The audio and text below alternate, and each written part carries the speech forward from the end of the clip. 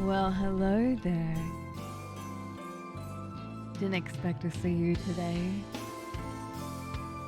How's everyone doing?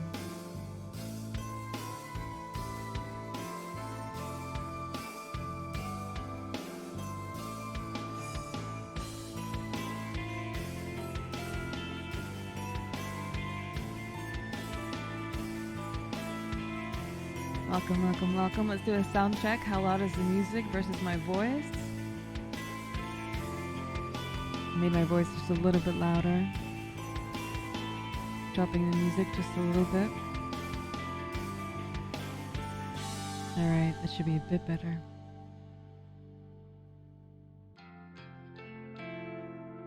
Okay. Well, hi. It's been a hot minute, hasn't it? Hi. Hi, everyone. Do you remember me?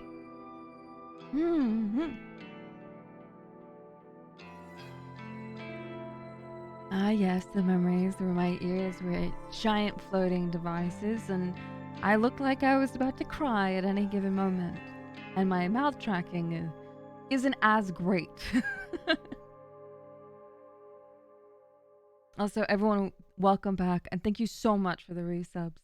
I really appreciate it. Thank you so much. I love the Pt.1 aesthetic. What? I'm not that bad. What the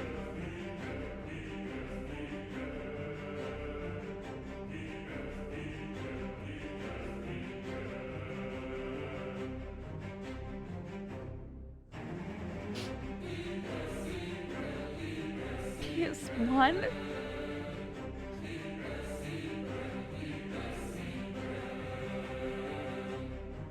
Anyway.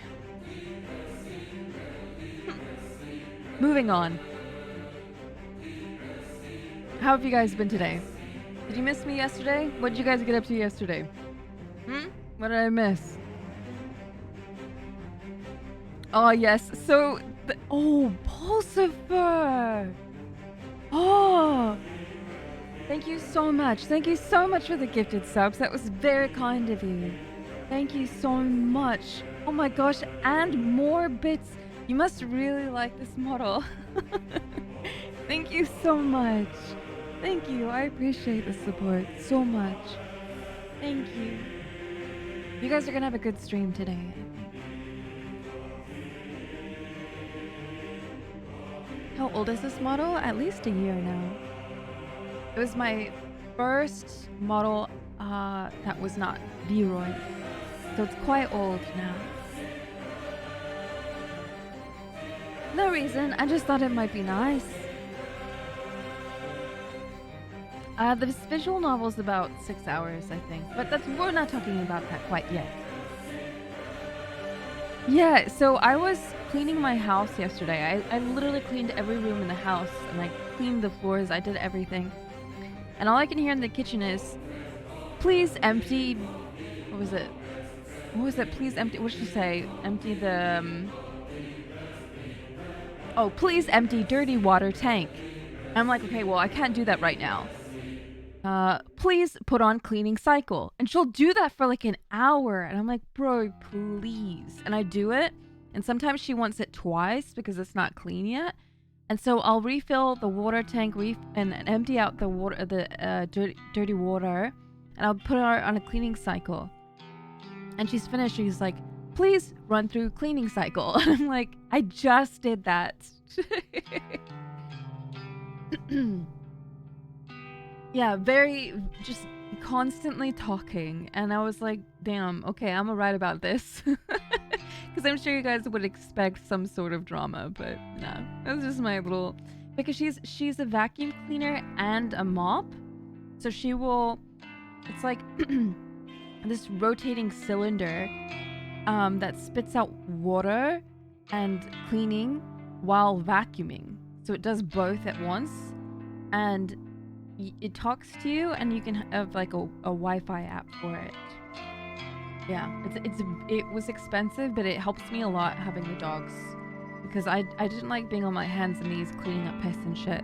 So, not that they really do that anymore, but it's easy to clean the whole house in one go rather than like huge vacuum then mopping, because I have all wood floors in my house. So Rachel, thank you. But I just wanted a little laugh for you guys. You're the least drama-y person ever. I don't know, man. I kind of like cracked open a whole Pandora's box when that bunny thing happened, and you know, you know, sexual harassment claim at a workshop that was kind of all over New Zealand. So I wouldn't say I'm the least drama-y by any means. However, I do hold my tongue and try to keep the peace by all means necessary, unless that's no longer an option. So yeah, I try my best to just keep to myself as much as I can. Drama makes me quite anxious.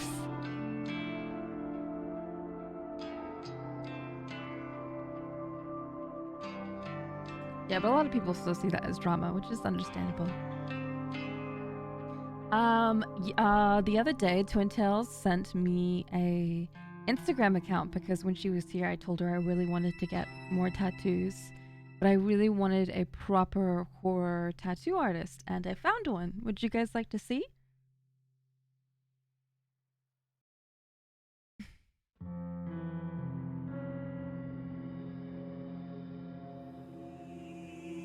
See if I can switch. No, I'm VC face, so I have to manually move myself.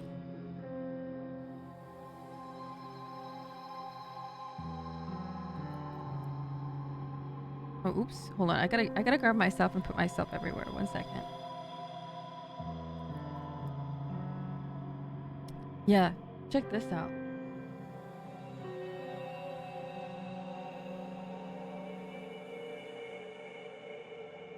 Well, let me move. Sorry.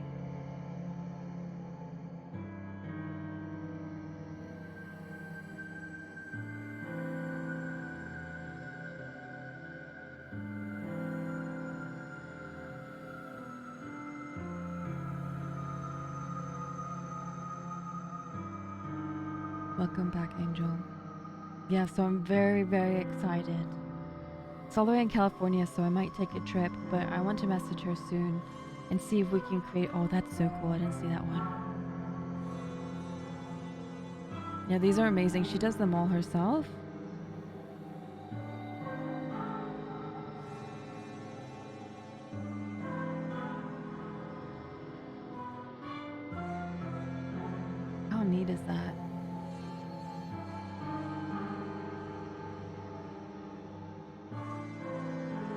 Yeah, so I think I want something that is let me get an arm here so I can show you. Oh, that's neat.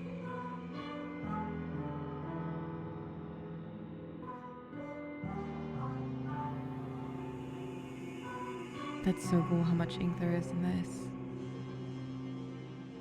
Oh, I love this film. That's a really I don't really know what the fingers are doing here. I think the fingers do not look good in this one. I don't know what's happening here. The rest is beautiful.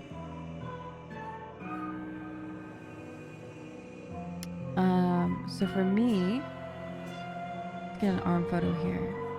I want mine to cover this from here all the way up my arm, a little bit of my back, just my left shoulder blade, and then half of my neck. So it's going to be a very big piece. Also, check this out.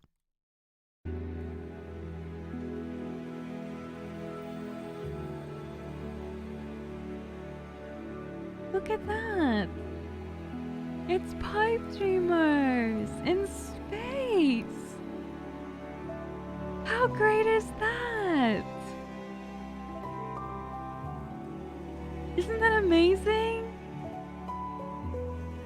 Also, Viber, welcome back at a tier 2 for 14 months. Yeah, I like this a lot. The animations look great. Yeah, this is really, really sweet. Let me give you guys a link to this. So normally we would be having D&D today, but oh my gosh, I miss VNyan. Sorry, I gotta mute myself. We would normally have D&D today, and it would be my day off. But I've decided, maybe just for an hour, just a little bit of time, we will try Corpse Factory. What do you guys think? Does that sound like an okay idea? Okay. Yes. Nodders. Sounds good. Nodders. Sounds like a plan. Now, with Corpse Factory, you can turn the voices off, but there's a lot of reading. But there's also lots of parts where they're not voice acted. So why don't we try a little bit of that first, because I don't want to overexhaust myself, and see how you guys like it. And if you guys want me to do all the reading, then we'll assess it afterwards. Yeah? How's that sound?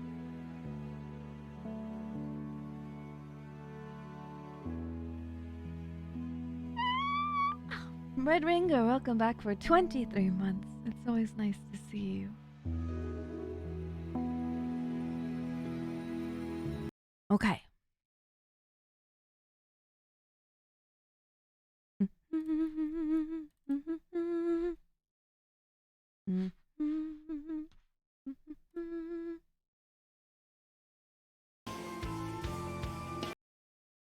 I just have to move you guys a wee bit.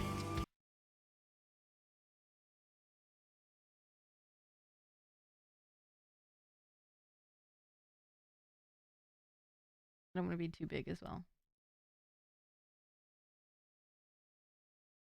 Okay. How's that looking? Is that okay? I don't know if it'll take too much space or not, but we'll have to see. Did you hear about Australia changing their dollar that has Queen Elizabeth on it? No, and that's a very random fact. Thank you.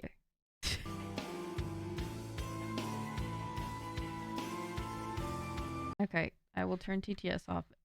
Sweethearts, is there anything else that you need before I can actually start the stream? Is there anything else that I can do for you? Would you like me to make you dinner? Would you like me to tuck you in bed? What else do you need? Audio too low. Oh.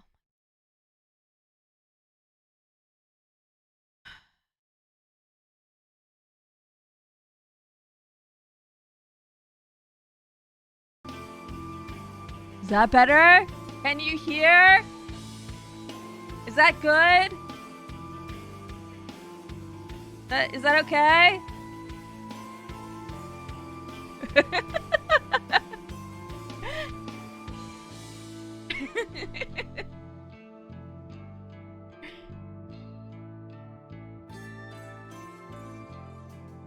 What's up, Merfade? Welcome back. Alright, I'm not gonna say thank you or anything or acknowledge any amazing kindness in the chat while I am reading, just so you guys know. But thank you very much. Alright. Welcome to part 1 of Corpse Factory. I don't know how long I'm gonna go, but let's just suss it out and see how we feel, yeah?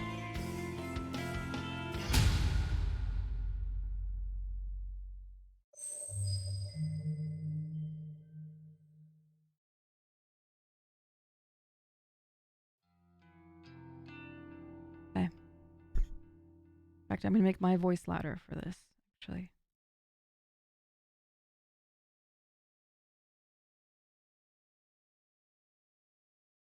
I'm gonna make myself just a wee bit smaller, too.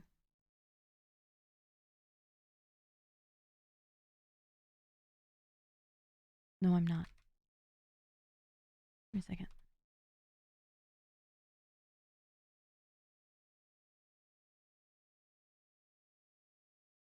Okay, you won't be able to see some stuff, but get over it. That's all I can really say.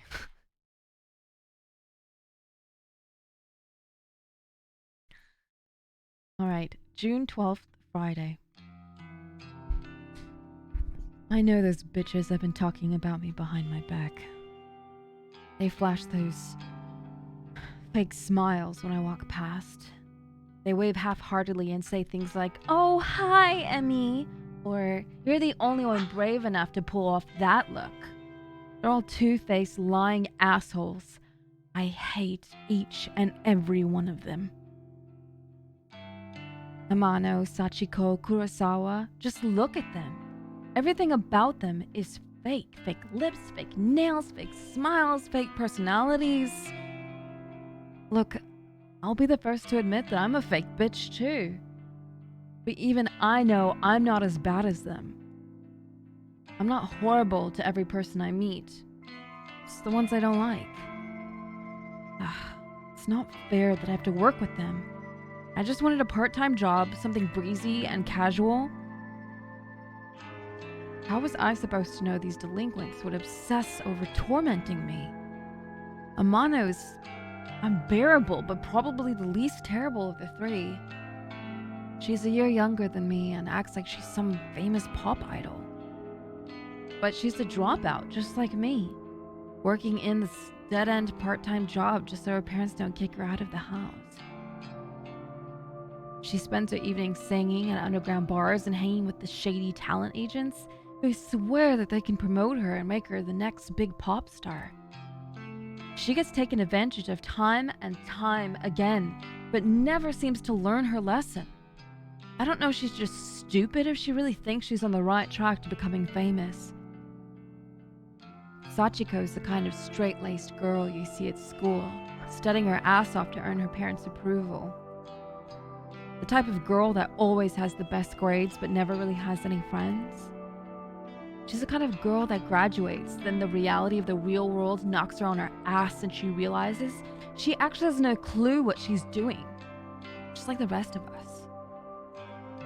So she settles for the first crappy job she can find, and then suddenly it's 3 years later and she's still slaving away for asshole managers just to make ends meet.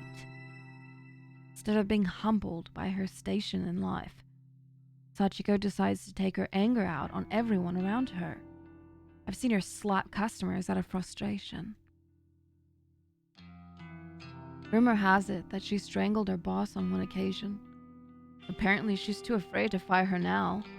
I don't blame him. I'm afraid of her too. And then there's Kurosawa. I could write an entire blog on all of the things I hate about her. She's pretty. She's very aware of it. She seems to have a new sugar daddy every few weeks. Some poor old fool that she strings along and milks dry. She must be nearing 30, but all of her friends are still in senior high school. It's more than a little weird. They hang out around the train station, bullying homeless people and shoplifting from convenience stores. I'm pretty certain that she's done time once or even twice. Kurosawa is just an all-around terrible person. She makes Amano and Sachiko look like saints in comparison. Honestly, I couldn't ask for a worse group of coworkers. Finally, there's me. I gotta change the category 1 sec. Factory. Emi Katsuno, university dropout, part-time cashier, and up to my ears in debt.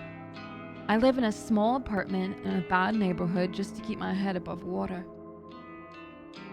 My apartment building is filled with deadbeats, loan sharks, junkies, perverts, you name it. By some miracle, I managed to snatch up the best apartment in the worst building. Although the place is nice, the rent is questionably low. I'm fully expecting the landlord to wander in one day and demand more money or murder me. I'm constantly worried about money, worried about my safety, worried about what the hell I'm supposed to be doing with my life. And if that wasn't enough, I have worked 4 days a week with the 3 worst girls I've ever met in my entire life. Today's no different from any other day. Amanda greets me at the door, her disgustingly puffy and pouty lips pulled back in a half snarl, half smile. I can smell the sticky, sweet scent of too much lip gloss from 10 feet away. Oh, hi, Emmy. You're late again, you know. Bitch.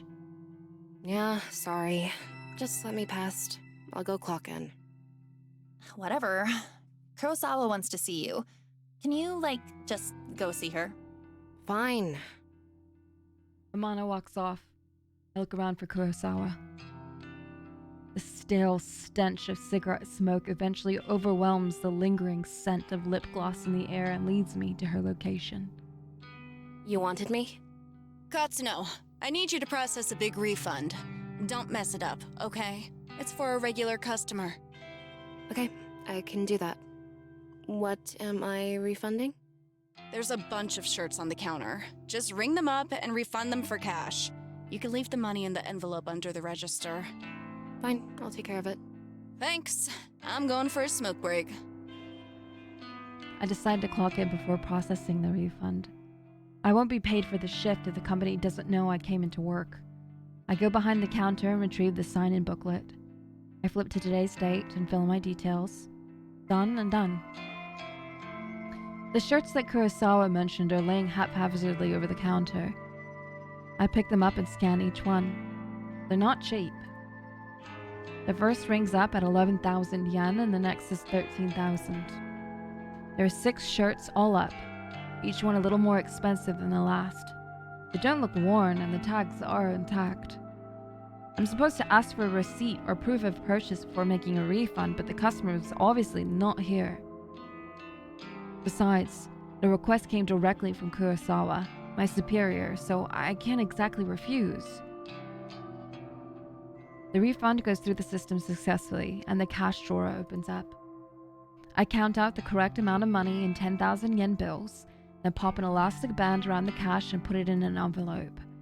I also print a copy of the refund receipt and slip it in with the cash. Job done.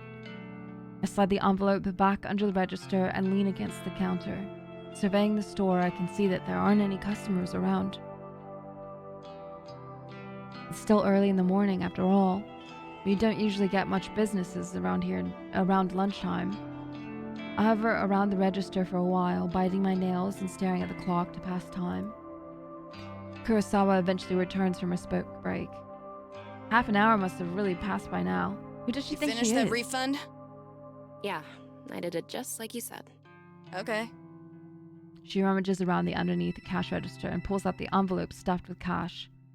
Her fingers flick through it quickly, counting each note. She nods as though satisfied. Good work, Katsuno. I'll pass this on to the customer next time they come in. No problem. Anyway, I'll take over the cash register for a while. You want to go tidy up stock? Yeah, okay. I'm not too bothered if Kurosawa wants to take over my register duties. It's boring standing around. I'd much rather be doing something than nothing. As I head towards a rack of untidy jackets, Sachiko bumps into me. Sorry, I didn't see you there. Sorry? Did she actually just apologize to someone? Sachiko, the customer abuser? That's fine. I haven't been sleeping real well. I'm just tired, that's all. Well, get some rest, I guess. Thanks. Look, while I've got you here, I know I haven't really been easy to get along with lately. I've got my own personal issues, but that's no reason to take it out on you and the other girls. I can't believe what I'm hearing here. Sachiko has had a change of heart? So I'm resigning as of today. I don't deserve this job. I wanted to apologize and make sure there's no bad blood between us. Sachiko. I don't know what to say. I never expected this from you. Yeah. If you're resigning, do you have another job lined up? No, not yet, but I need to work on myself first. I have a lot to think about. Well, I mean, as long as you're sure about this. I am. In that case, then thank you for apologizing. I forgive you. Thank you, Emmy. Well, until next time then. Yeah. Until next time. Sachiko takes her leave. I'm still a bit taken aback by her sudden personality change. Did I misjudge her from the start? How are you guys liking the voice acting with me reading? Is that okay with you guys? I also know this is a bit of a different kind of stream today, and it's outside of schedule hours, so I figured, hey, why not? Yeah? Okay, great, excellent. I'm glad. Let's continue. No, that can't be it. She has a history of abusing customers and coworkers. There's no way I imagined all that. Regardless, I'm actually kind of glad she's trying to get a grip on her life. I hope everything works out for her. If she's resigning today, then I suppose the only two terrible coworkers left are Amano and Kurosawa. I glanced at Amano, who was standing by the door, waiting to greet customers. She has a vacant expression on her face, like always. I then looked towards the register where Kurosawa should have been standing, but she's not there. Didn't she offer to take over register duties for me? Where the hell did she disappear to? I wander behind the counter. The register doesn't look like it's been touched. Out of curiosity, I slide my hand around under the register. And the cash-stuffed envelope is gone. No sign of it. The receipt from the refund is lying on the floor. I bend down and pick it up. It's a standard refund receipt stating the value of the transaction. My name is signed at the bottom since I was the one who processed it. The refunded money is gone, and so is Kurosawa. Did she? No. She couldn't have. Surely she wouldn't have run off with the money. No one would be stupid enough to risk their job over that. Would they? Ah, there's Katsuno. You should go ask her about it. Huh? Kurosawa's still here? She seemed to pop up from nowhere. Tatsuno, a word, if you please. Ah, Hirota, the manager of the store. He normally spends his time in the office out back, so it's kind of unusual to see him here. What could he want with me? Kurosawa was tending to the register when she noticed the system flagged a large refund as suspicious. Do you know anything about it? Well, yeah, I processed a big refund this morning. Is that so? Do you have the receipt? Here. I hand him the transaction receipt that is still between my fingers. He looks it over once, then twice, his eyebrows furrowing. This is quite a large refund. No wonder the system flagged it. Did you get approval from Kurosawa before processing this? Kurosawa was the one who asked me to process it, sir. I never even spoke to the customer that it was intended for.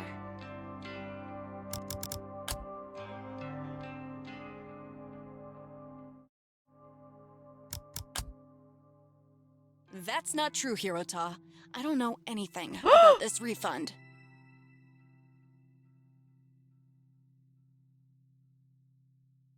You bitch! Alright, how many people called it? How many people knew that was going to happen? What a stupid, stupid woman. Wait, what? Where is the refunded money now? Well, I put it in an envelope underneath the register, but... There's no money here, sir. She's lying to you. Interesting. No money to be found. And Katsuno, you're the one who signed off on the refund. That makes you responsible. Yeah, I did sign it, but You're going to have to tell the truth, Katsuno. Did you take the money? wait, hang on. Do you think I stole it? Kurosawa asked me to process the refund and leave the cash in an envelope. Nonsense. That's simply irresponsible. It's not safe to leave cash out of the register. But I feel my stomach beginning to sink. What exactly is happening here? Confess at once, Katsuno. I didn't steal the damn money! If anyone stole it, it was that bitch Kurosawa! Enough! We're not going to stand here and argue about this like bickering school children. Sachiko! Like a serpent sleeking out of the shadows, Sachiko slides beside Hirota. Yeah, Sirita? Did you witness Katsuno take an envelope of cash from the register? Oh, yes, sir. Just this morning. She acted like she was processing a refund, then pocketed the cash. I meant to bring it to your attention sooner, but...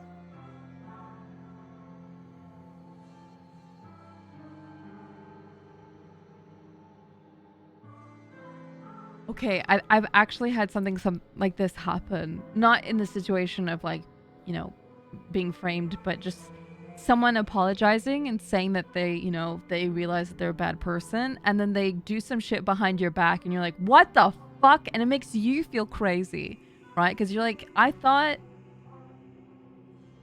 we were okay. I thought but you said, and then you just feel crazy. So hold on, I'm gonna yeah, you feel nuts. So Sachiko, that bitch, she hasn't changed at all. She just sold me out. I managed to catch a glimpse of Kurosawa smirking at Sachiko. They nod in unison and giggle. Are they in this together? Are they throwing me under the bus just so they can steal some cash? I can't believe it. I'm so freaking angry. There you have it. A witness to your crime. Kurosawa, if you would kindly call the police. Yes, sir. Wait just a minute! I scream louder than intended, but my blood is boiling and I can barely control myself. I didn't steal any money. Why don't you check the security cameras, huh? You'll see that I'm innocent. Oh, you know those cameras haven't worked in months, right? I suppose nowadays they're mostly just for show. Of course, if Hirota really wants me to, I could go double check it just to be sure. Though, I think that would just be a waste of time. Thank you, but that won't be necessary, Kurosawa. Kurosawa's eyes narrow as she gazes at me wickedly. Amano, please show everybody what you found. You got it, boss. I didn't even realize Amana was part of this discussion. She's just leering at me disgustingly and slapping an envelope against her open palm. Found this wad of cash in Katsuno's locker out back. What? I can feel the blood drain from my face. I haven't even been out the back today. Are they all in this against me? Did they plant evidence to get me in trouble? You're lying! I haven't even had time to go out back today! I mean, what do you want me to say? You think the cash just appeared out of nowhere? It would seem all the evidence is against you, Katsuno. Since we located the money, I won't have you arrested. But you will not step foot in this store ever again. Do I make myself clear? You're fired! And I will make sure you never work in any of our stores again. I'm speechless. I can't even process my thoughts. The quiet giggling and snickering of Kurosawa, Sachiko, and Amano buzzes in my ears until my skull feels like it's going to burst. Hirota grabs my shoulder and tries to lead me outside, but I jerk away and stumble backward. My back slams into the glass window at the front of the store. Thankfully, the glass doesn't shatter, but I can immediately feel a bruise forming. I push myself forward, regain my balance, and duck towards the sliding door. See you around, Emmy. Oh well, I guess not, hey? I blink tears out of my eyes as I dash through the store's front door. My anger and fear and anxiety get the better of me. And it's a good 5 or 10 minutes before I realize that I've been running aimlessly through the shopping mall. I reach a hand to my eyes to wipe away the moisture and take a deep breath. I look around, trying to get my bearings. The escalators. At least I know where I am. I need to sit down and compose myself. If I don't calm down, I might be tempted to return to the store and start punching those 3 absolute assholes. My head down, I blindly charge towards a small seating area. Watch out! I collide headfirst with somebody in front of me. Without thinking, I scream out in anger. Watch where you're going! Sorry. Wait, this girl. I know her from somewhere. Katsuno? Is that you? Huh? I know you. Have we met? Yes, of course. We graduated from senior high school together. Remember? Did we? Senior high school was more than a year ago. Feels like a different lifetime. How does she expect me to remember that? Maybe. Yeah, you're Sato, right? Aoi Sato? That's me. You do remember. Well, kinda. Sorry. I've had a crappy day. I just got fired, so I'm not thinking straight. You got fired. I'm really sorry. You bumped into me pretty hard. Are you hurt? I'm fine. Aoi's rubbing her arm tenderly. I figure I must have injured her, but I'm really not in the mood to stand here and apologize to some old acquaintance. I have to go. Excuse me. Oh, okay. I push past Aoi.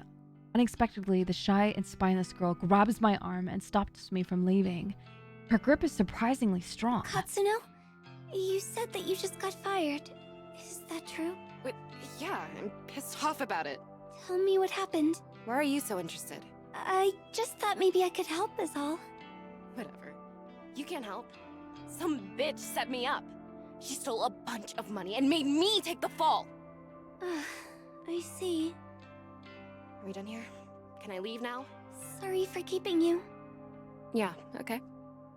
Once again, I turn to leave, but Aoi's next words manage to catch my interest. You know, if someone got you fired, there is a way you could get revenge. Ah, sweet words I love to hear. Revenge? What is this girl on about? Does she have some way for me to get back at Kurosawa? What am I thinking? I can't even step foot back in this store. My chance to get any kind of justice just doesn't exist. Revenge? What the hell are you talking about? Never mind.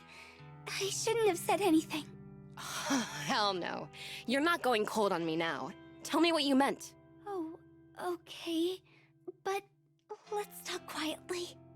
There may be a way for you to get back at whoever got you fired. Have you heard the rumors of Corpse Girl's website? Ooh, the music changed. Corpse Girl? Who is that? Sounds like some death metal band. Aoi ignores my comment and continues on with her speech. They say that if you visit Corpse Girl's website, you can request a death. Request a death? What is this girl ranting about? Hang on, start over. I'm completely lost. Aoi frowns, a look of annoyance on her face. Say somebody wrongs you and you want to get revenge on them. Go on. Rumors state that you can visit Corpse Girl's website and fill out a form in order to request a specific person's death. This Corpse Girl. Is she, like, a hitman or something? No one knows the truth.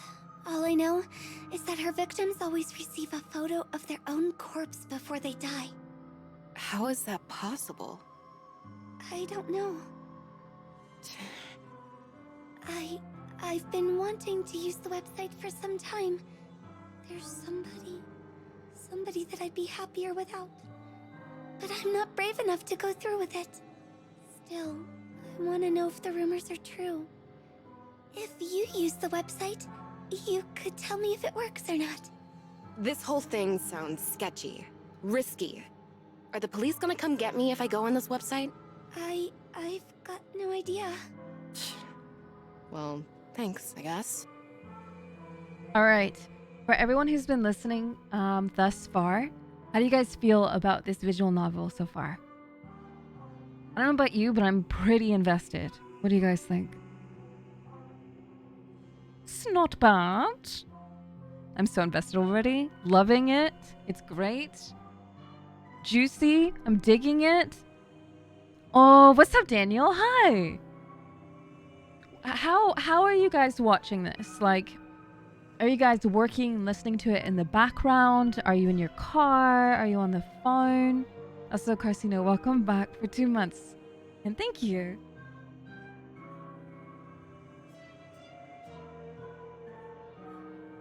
Playing Destiny, invested, gaming and listening, playing Gmod with you on my phone, trading Pokemon at the house, background, also Shady, welcome back for 4 months. Home on the big screen TV, woo!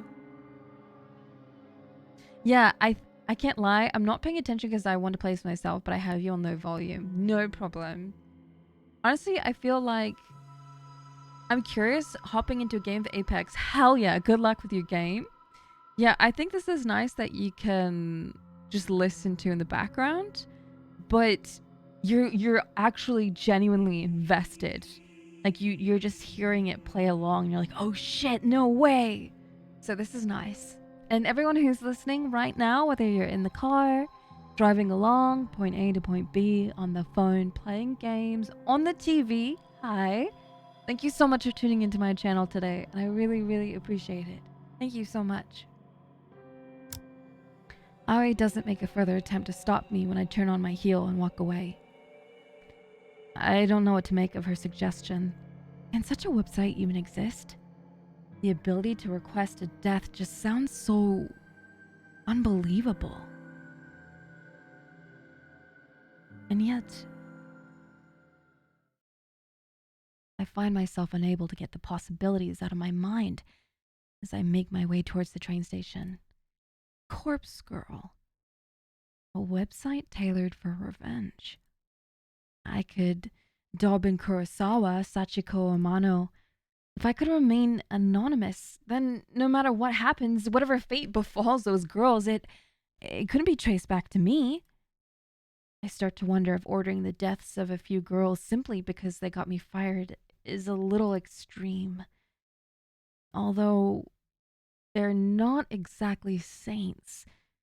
They're closer to human garbage more than anything else. They've always been hostile toward me. I'd probably be doing the world a favor if I had them all killed. If they screwed me over without a second thought, who knows what they might do to their next unsuspecting victim. Yeah, killing all 3 of them is the right thing to do. Removing them from the planet will prevent them from hurting anyone else. My heart begins to race. The trip back to my apartment is boring. The train carriage is nearly empty, save for a few junior high school boys and a couple of women in business attire. I have a few seats all to myself, so I sprawl out and check my phone for messages. When I feel confident that no one in the carriage is watching me, I decide to search her Corpse Girl's website on my phone. I don't exactly know how easy it will be to find.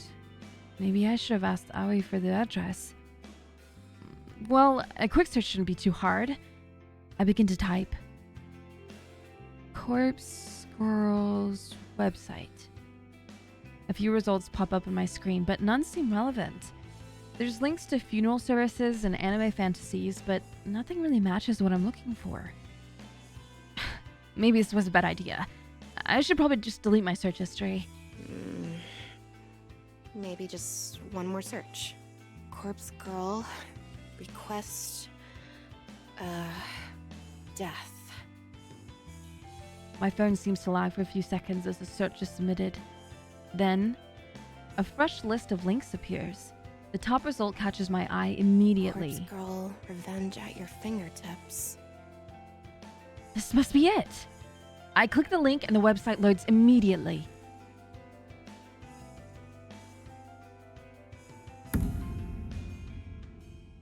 The website is simple.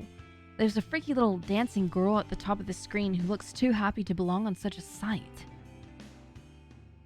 The whole site is really basic. A small blurb of text offers instructions. Request a death. Fill out your victim's information and upload a photo of them. Your victim will receive a photo of their own corpse shortly before they die.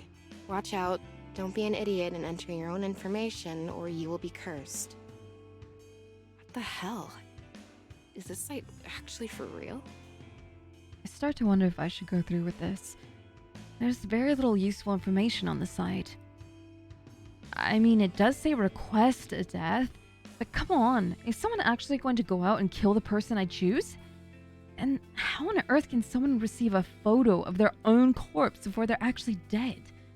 It just doesn't make any sense. My heart suddenly skips a beat, and I nearly drop my phone when it buzzes at me. Thank God. It's just a text message. An unknown number. That's never a good thing. Wait a minute. There's a photo attachment. Who would be sending me a photo from an unknown number? My curiosity gets the better of me and I open the message.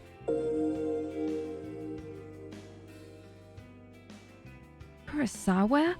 You freaking bitch! I knew it! I knew she set me up, and Amanos and Sachiko were in on it too! They made me process a fake refund to cash out of the register so that my name would be on the transaction. And all for what? A bit of cash they'd have to split 3 ways? Kurosawa, I'll kill you! I'll kill you! So if you guys are not looking at the screen, Kurosawa sent her a photo anonymously of her holding all the cash. Which honestly, like, that's the dumbest shit I would have ever thought of. Hey, I know I just got you fired, framed you, but here's me with the evidence. Holy shit. A few of the junior high school boys nearly look at me with worried expressions, but I don't give a damn. I'm angry. I'm furious. Kurosawa is going to pay. I close Kurosawa's message and return to Corpse Girl's website. It's clear what has to be done. I'm going to request Kurosawa's death. I read the website instructions one more time to make sure I haven't missed anything important. Enter the victim's phone number and upload a photo of the victim. I can't believe it. Kurosawa just signed her own death sentence. She sent me a photo of herself and her phone number was included with the message. I fill in the phone number and upload the photo, my hands trembling the whole time. My thumb hovers over the submit button. I feel a chill down my spine. My face turns pale, and I immediately feel cold and clammy. Is Kurosawa really going to die if I use this website? Or is this all a sick hoax? I run through the possible outcomes in my head. First possibility, nothing happens and Kurosawa is none the wiser. Second possibility, Kurosawa gets pranked by whoever's running this website. Maybe the administrator gets a kick from tormenting people. Kurosawa might just receive some spam text or something like that. The third possibility, Kurosawa dies. She gets murdered or some elaborate scheme is concocted to make her die accidentally. My lips curl into a frenzied smile. I like the third possibility the most. I slam my thumb down and smash the submit button. Prepare for the end, Kurosawa!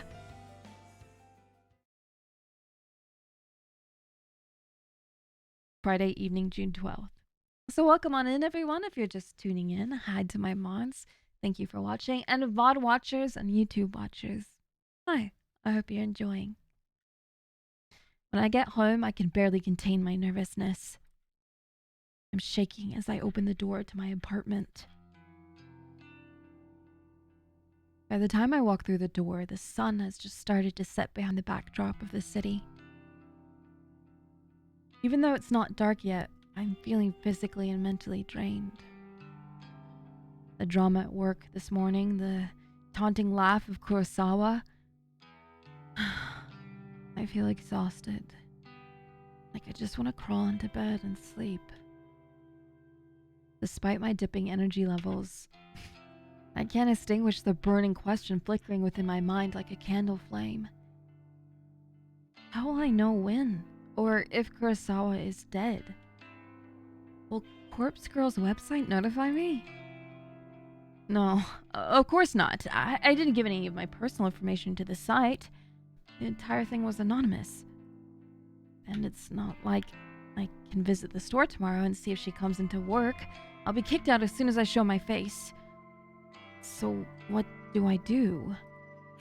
That's it.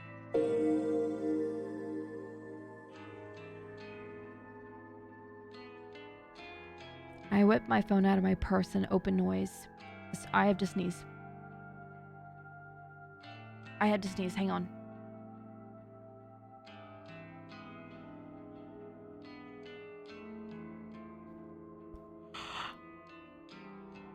No, it was just a yawn, excuse me.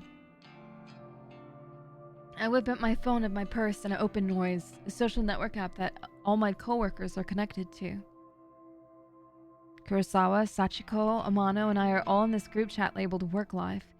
We use the chat to swap shifts with each other and complain about the boss. Just as I was hoping, I haven't been kicked out from the group just yet. I swipe through the list of chat members and tap on Kurosawa's profile. Last online, 1 hour ago. Perfect! If I use this app, I can keep an eye on when Kurosawa is active. She only has to be using her phone for Noise to detect that she's online. She doesn't necessarily have to be using Noise itself. It's the best way I can think of to monitor if she's still alive or not. It will do for now, at least. I wonder why Kurosawa sent me that photo of herself via regular text message instead of through Noise. Maybe she thought she could be busted for it if someone got into her Noise profile? Who knows what that girl was thinking? Regardless, I'm thankful she made such a stupid mistake. I wouldn't have obtained her phone number if she had decided to message me through Noise instead. After all, Noise is strictly an online service. No need for phone numbers. Come to think of it, where did she get my phone number from? Well, no matter. It worked out in the end. I slumped down on the couch in front of the TV and keep my phone firmly gripped in one hand and knuckles whitening. I start to bite the fingernails on my other hand out of anxiety. In an attempt to distract myself, I switched on the TV and streamed some stupid reality shows. Distraction hardly works, and I find myself instinctively glancing at my phone every couple of minutes, waiting for a kind of update on Kurosawa's online status. The evening passes slowly.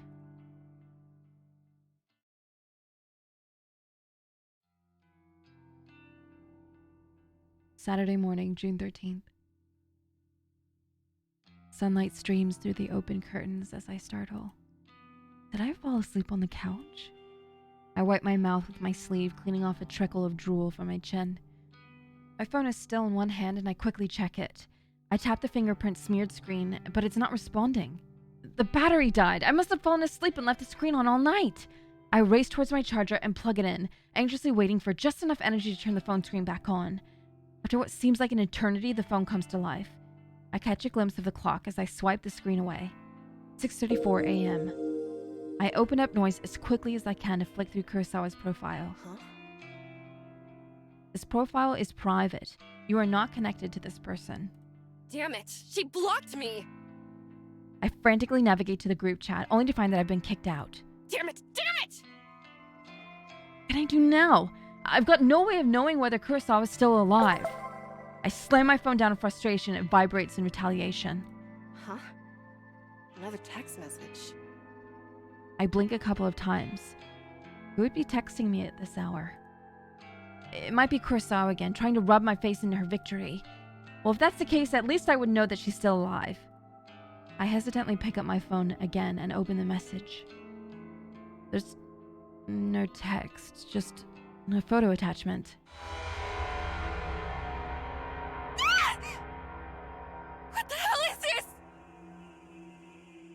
I nearly dropped my phone in terror. A photo of a dead body. Twisted, crumpled, like it's fallen from a great height. A splatter of blood is flecked across the grass. It's hard to make out the details of the person. Dirty blonde hair. Familiar clothes. Smudged makeup. This dead body. Is it supposed to be me? There can be no mistaking it. Without a doubt, this is a picture of my own corpse. I shriek again, unable to process what I'm seeing. I'm so entranced by the battered corpse that it takes me a minute to notice that the timestamp in the corner of the photo. It's today's date. Something is off. The time says 7:28 a.m. That's about an hour from now.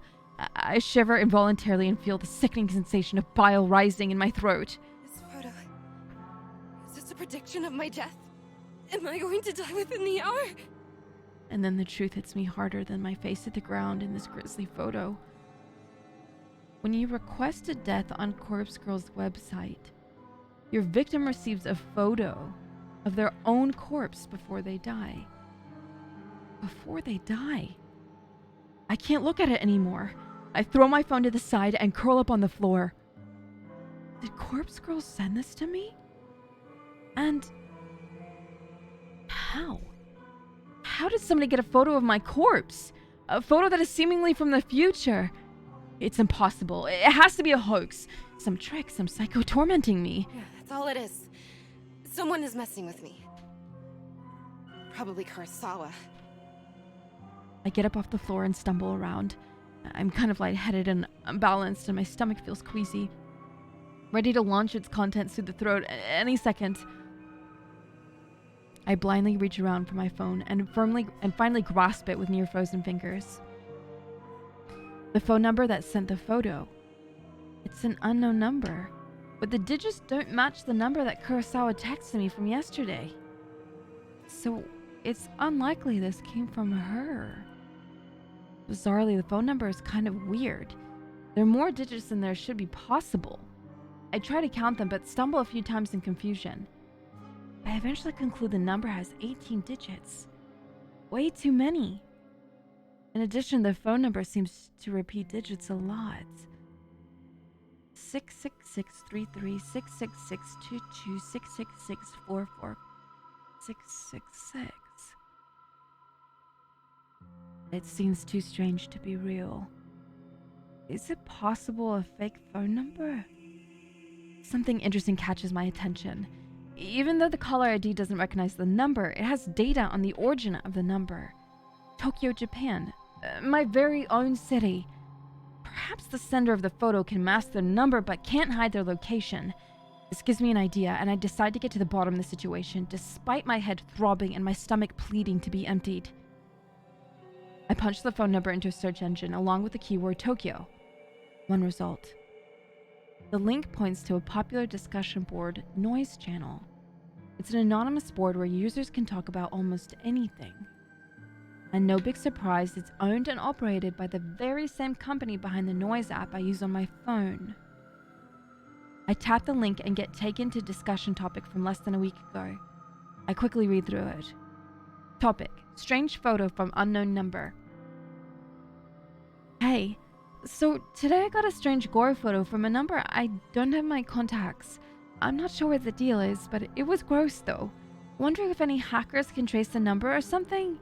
It's 666-33666. Seems like Tokyo area. I'm in Osaka. Okay, thanks in advance. The topic has only one reply. You got this too? Was the gore photo a picture of yourself? I'm worried. Received a similar pic from the same number. Thinking about contacting the police. I'm not sure if I'm overreacting. And that's it. The end of the discussion. Neither poster followed up on the conversation. Damn it. That's all? That didn't give me anything to go on. Except, now I know that at least 2 other people have received bloody photos of themselves. I wonder if those photos were as extreme as the one I received. What happened to these 2 posters? Why didn't they continue the discussion? I feel myself beginning to sweat. My body's going from cold to hot and back again several times a minute. It feels like I have a fever, but I know it's just stress tearing me up. I check the time. 6:59 a.m. About half an hour until the time printed on the photo. I take a deep breath and the doorbell buzzes. I freeze in place, unsure whether I should answer the door. In this sketchy apartment building, it's a risk to answer the door on any given day, before even taking into consideration that some psycho just texted me a photo of my own corpse. I tiptoe towards the door on stiff legs and gaze through the peephole. There's no one there. I breathe a sigh of relief. Maybe I'm just on edge, and the doorbell echoed from someone else's apartment. Besides, I don't know anyone who would visit me unannounced, especially this early in the morning. I slump to the floor, my back sliding down the door as I come to rest on the carpet, my legs splayed out haphazardly in front of me. I've had enough fear for one day. I have to just believe this whole thing's a hoax. It's probably karma for trying to get revenge on Kurosawa. Yeah, that's it. Karma. The doorbell rings again and I scream in shock, my head slamming back against the door I was resting against. I jump to my feet and ignore the peephole, this time simply swinging the door open.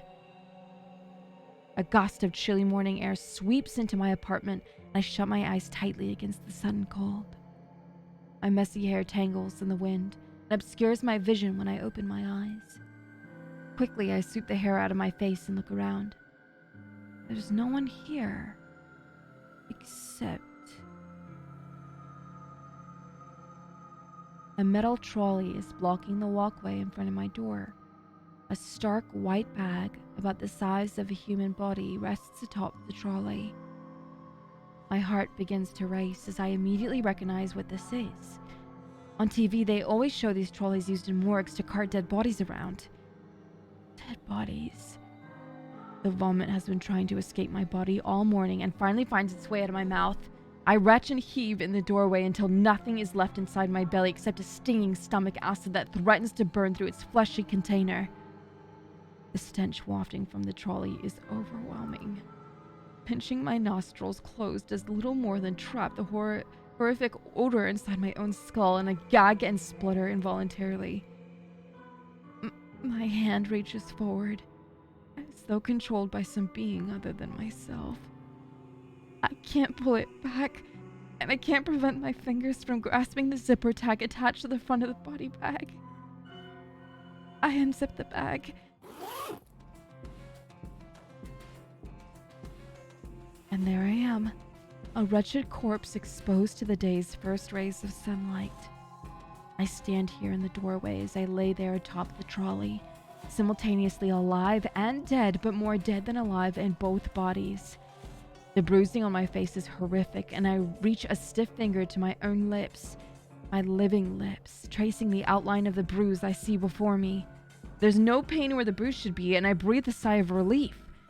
For why would there be any pain if I'm already dead? To feel pain would be absurd, and then I would really have to start worrying. I wonder how I died. Did I fall from a great height? Did somebody hit me with a car? Or did I collapse from some internal reason? Perhaps an organ failure or some undiagnosed sickness? Maybe I didn't die and the corpse in front of me is alive, living and breathing just as I do while standing in front of myself. And maybe this is all a prank I've pulled on myself, dying just a joke, but never really dying, always living to the point of actually dying and no longer a prank.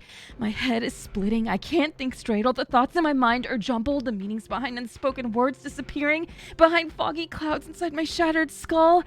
To clear my head, I step around my corpse and stand by the walkway's railing. I'm on the 4th floor of the apartment building. There are 2 floors above me, so I could go higher if I wish, but I'm pretty sure a leap from here would be enough to render my living body identical to that of the corpse in the trolley. At this point in time, there exist 2 versions of Emi Katsuno. One is living and is me, and the other is dead, but is also me. I can choose now to be alive and dead, or be dead and dead, but I can't choose to be alive and alive. So, even if I choose to be alive and dead, I'll still only be half alive, but choosing dead and dead is nice and clean, absolute, and indisputably solid state of existence. I grip the cool steel handrail and lean over the walkway, my hair whipping against my face thanks to the relentless wind. 4 stories below me is a small courtyard paved with concrete and decorated with the occasional shrub or flower bed. I miss the concrete by about 2 feet. Dirt sprays up into the air as my nose is crushed under my own body weight. I think about that photo Kurosawa sent me, with her smug smile and her hands full of stolen money. My teeth grind into my tongue and sever it, but it doesn't manage to escape my closed mouth. My mind wanders and settles on Corpse Girl's website. What was that all about anyway? As far as I know, nothing happened when I submitted Kurosawa's details. Maybe Kurosawa found the website as well and submitted my details first. I guess Corpse Girl got me. Well played, Kurosawa. I think I can taste blood in my mouth, but it might just be a memory from some other point in my lifetime. A blinking light from a nearby parked car kind of irritates me. But then my vision turns blue or black. My only concern is how I'll never truly know what...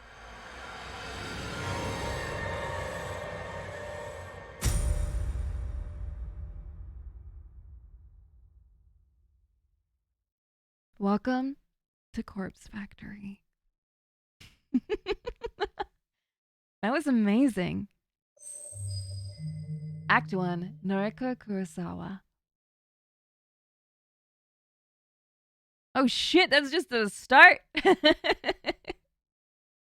it say 5 weeks earlier? I think it did. I missed it. Did that say 5 weeks earlier? Let's talk about it. What do you guys think? And let me put on the chat text so that people watching can see the chat. Oh my god, you guys are talking so fast. Hang on.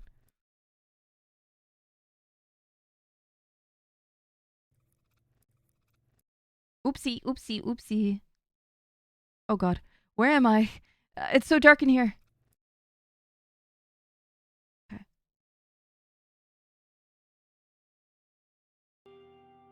I don't understand why she still jumped. I think we'll probably find that out later. I hate tap water. That's cool. Was it a good ending? It was a bit confusing towards the end, but it's really engaging and your voice acting is awesome. Hey, thanks, man. I might pick it up. Yeah, so far I like this a lot.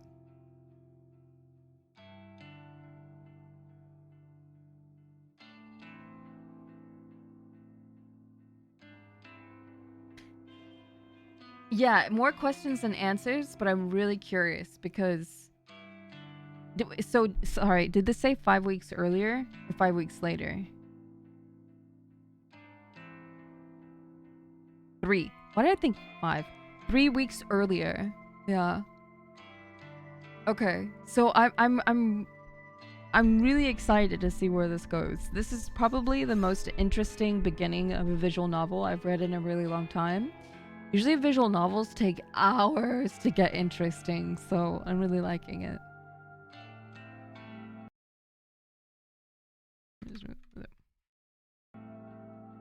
Oops, can I go back? I don't know what that just said. Sorry, chat. I've never done VNs, but this isn't bad so far. Yeah, a few weeks ago, I took the time to look at as many as I possibly could. And this one came up, and it actually just came out recently, so... Good. Alright. I turn you guys off, say goodbye. Goodbye.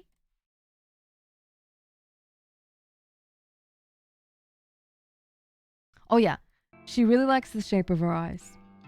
With or without makeup, I think they look great. Mother used to tell me I inherited her eyes, and my big sister inherited father's eyes. To be honest, I don't see any of father's features in myself or my sister. But I do agree that my eyes are exact replicas of mother's. Mother doesn't see too well anymore, and that might be something I have to also worry about in the future. But for now, my eyes are perfect, and I couldn't be happier with them. I wear eyeshadow and eyeliner to bring out my best features. Some people tell me I use too much makeup, that I tend to overdo it and make myself look intimidating. Well, I don't really care. I mostly like the way I look, and honestly, how many people can claim the same? Today's morning ritual is the same as any other workday. I'm a slave to the wage, and I'm not proud of it. Call me a corporate sellout, but I can survive without money. My alarm goes off at 6 a.m., the shower running by 6:05, and I'm dressed by 6:15.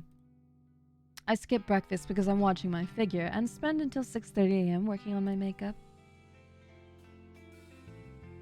I'm out of my cramped shoebox apartment by 6:45 a.m. Sometimes I catch my neighbor returning home from his overnight shift, and if so, I exchange simple pleasantries with him and continue on my way. Today, there's no sign of my neighbor, and so I don't slow down as I descend the stairs and exit the building. Hitting the convenience store for a can of coffee saps another few minutes from each day. I prefer sweet milk coffees, but every now and then I'm in the mood for rich black coffee. Regardless, I never start the day without it. I don't always need the energy to boost, but it helps to stop my stomach growling. It's a milk coffee kind of day, so I pay for my favorite brand and get out of the store in no time. The canned coffee dives into my handbag as I continue on my way. The train station's always busy in the morning, and it's usually a struggle to navigate my way to the correct platform in time by the 7:12 a.m. train. Today's no different. However, I always make it in time because my routine has been perfected over the last few months. I board the train bound for Shinjuku. A cursory glance reveals there's no empty seats, so I push through the throng of bodies and stand against the carriage wall. Whenever there are seats available, I like to sit and read, but it's much more common to have a stand and stare at my phone screen like almost everyone else. When I do read, I read the classics. Stoker, Lovecraft, Poe, horror. Western horror at that. It's my favorite genre. And of course, faithful translations into Japanese are as good as it gets. My English isn't nearly strong enough to read those novels in the original language. If I'm stuck staring at my phone screen, I like to stalk people online. Acquaintances or a few friends I have lead such boring lives. They post about the most mundane topics, all day, every day, acting like they'll shrivel up and die unless they get the attention they seek. I find their dull, tedious lives simply fascinating. From behind the safety of a glass veil, I can fulfill my voyeuristic fetishes and consume as much pointless information as I desire. Knowing every mundane tidbit of people's daily lives turns me on. This morning is the same as any other. I stare down at the phone held in my frail hand. My fingers move of their own accord, scrolling and tapping against the backlit display. Pausing, pondering, pouncing on any post or picture that my pupils haven't yet consumed. Standing in the train carriage, packed to the gills with people, I can't help but feel my face getting flushed and my steamy breath escaping my lips. I digest post after post, photo after photo, memorizing the comings and goings of every single person on my noise activity feed. I catch my breathing getting heavier, my gasps becoming short and sharp.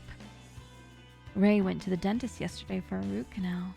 Mizuno shared some photos from an international vacation. Kawahara objects to owning pets and thinks all animals should be free. My cheeks glow crimson.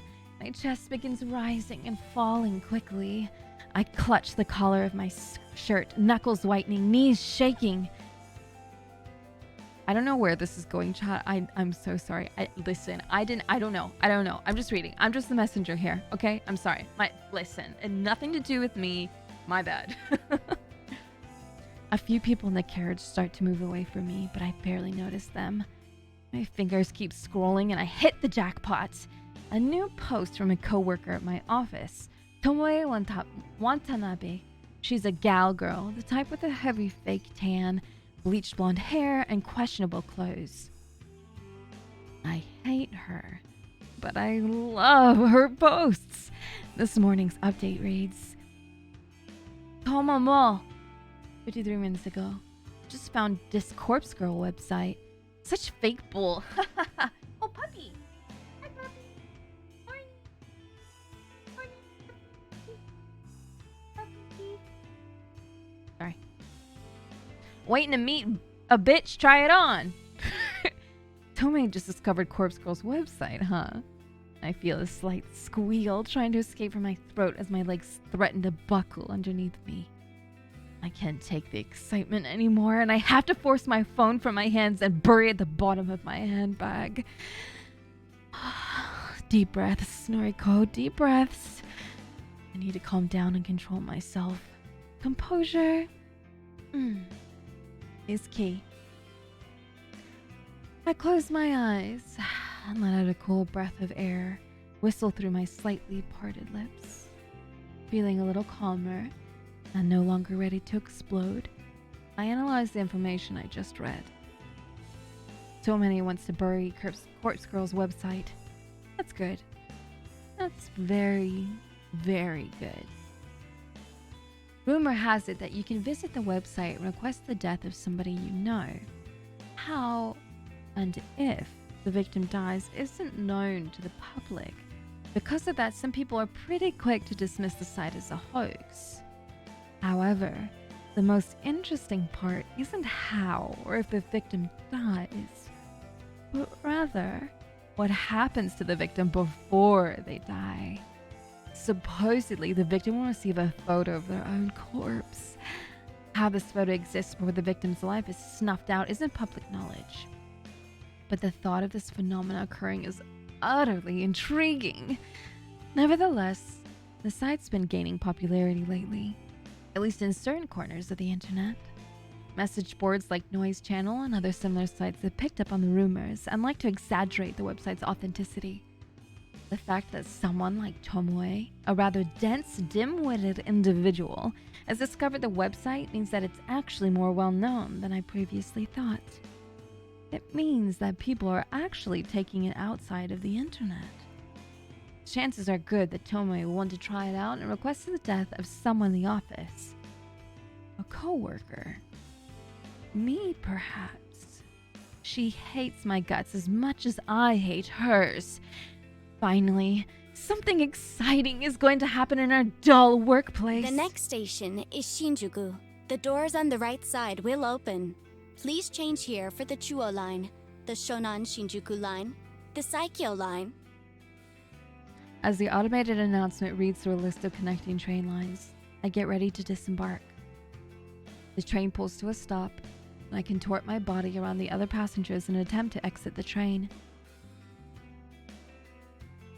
Finally free of the tangled mass of flesh, I hasten my pace and navigate through the labyrinth station.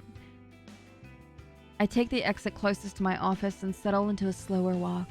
I'm on time, and I never desire to reach the office any earlier than intended. It doesn't take long for the looming office tower to enter my field of vision. 32 stories of office space all crammed into one sleek, slim tower. The name Temujin is stamped across the structure in gigantic block letters. If you're looking for this building in Shinjuku, you can't possibly miss it. Temujin carries the title of Japan's third biggest banking corporation. It's a gigantic company with other branches in Kyoto, Osaka, Sapporo, Fukuoka, and a dozen smaller cities I don't even remember. I've worked here for close to 3 months now. Not a long time in the grand scheme of things. That said, I'm only a temp, and all I do is data entry. I work on the 14th floor for along about 60 other junior employees, including Gal Girl, Tomoe Watanabe. I don't speak to many of my coworkers. That's the way I like it.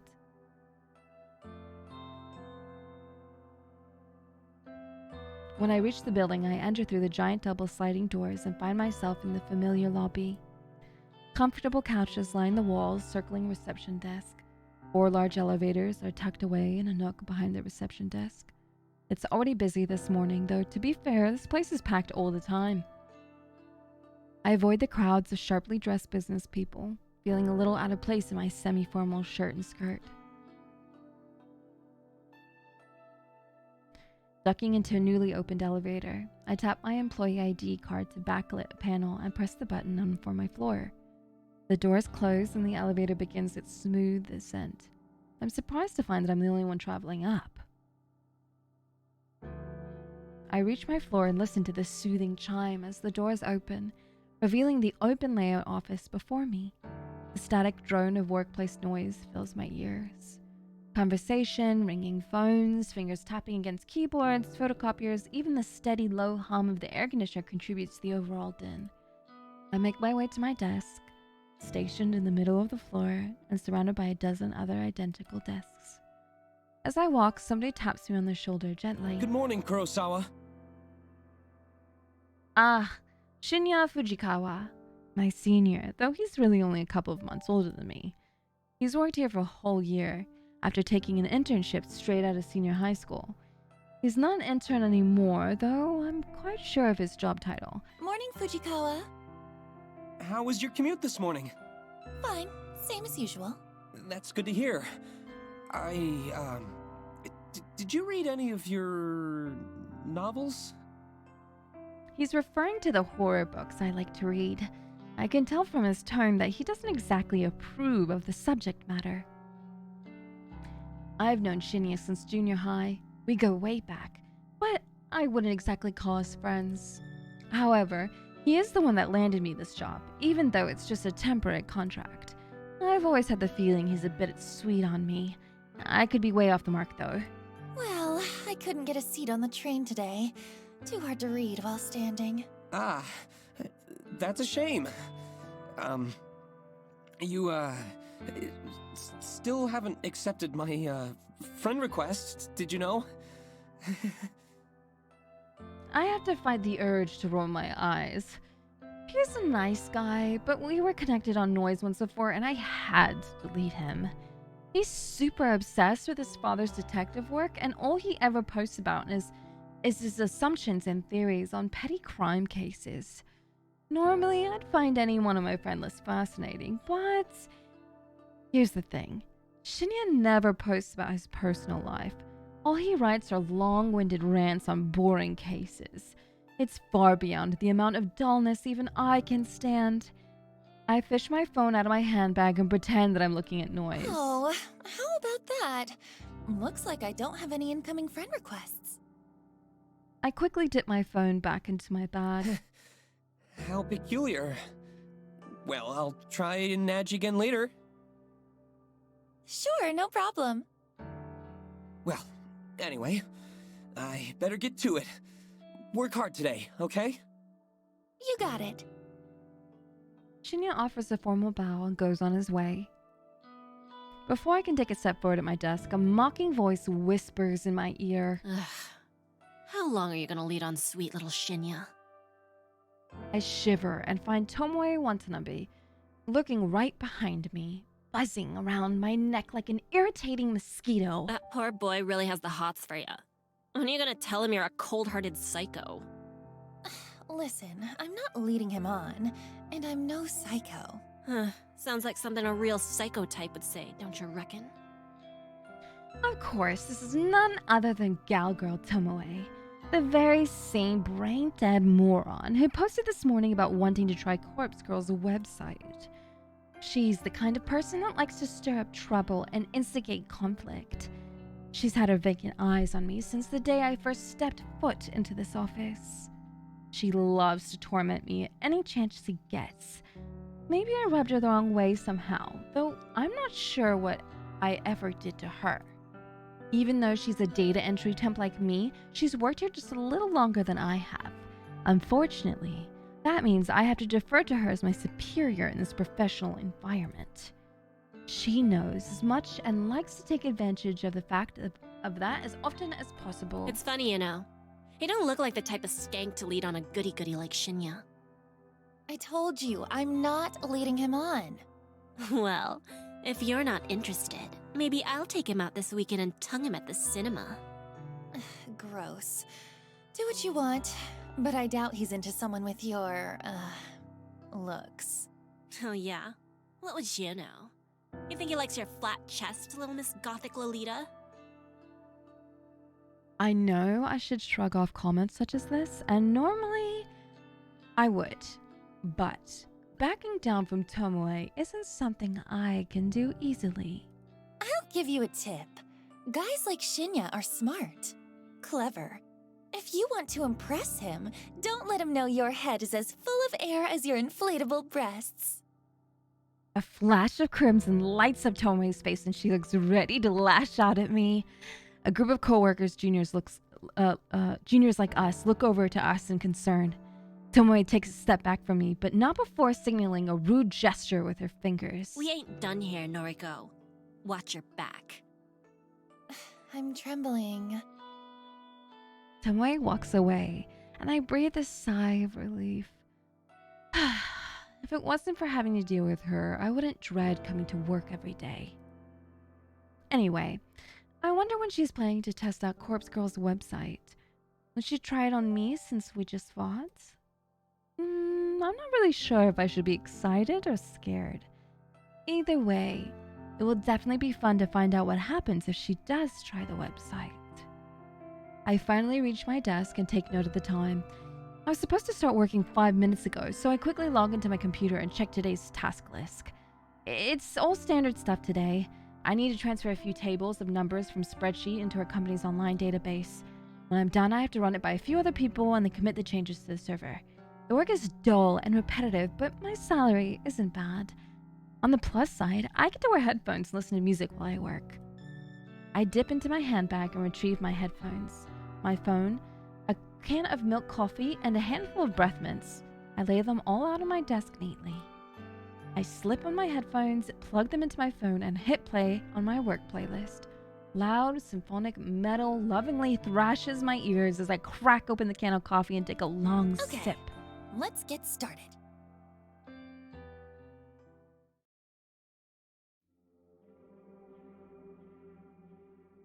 I return home to my quiet, cramped apartment after work. The place is eerily silent, a stark contrast to the bustling office where I spend my days. Throwing my handbag onto the tiny coffee table, I pick up my laptop and sit on the couch. I lie back and get comfortable, letting the laptop rest on my stomach as it boosts up. The welcome screen loads up, so I click a couple of times, open my web browser, and then head to the very specific website saved in my favorites. Corpse Girl's website. A cute dancing zombie girl is animated at the top of the page, a peculiar irregularity that always makes me giggle. I notice that the page view counter at the bottom of the site is nearly the same as it was yesterday. There have been maybe 4 or 5 new visitors. I heave a sigh. Maybe the website isn't quite that well known after all. That begs the question, how did Tomoe discover it? Well, never mind that. My eyes scan the website's content. Requested death. Big, bold letters headline the site. The intention couldn't be clearer. Further information on the site is sparse. Brief instructions tell the user to film the victim's phone number and upload a photo.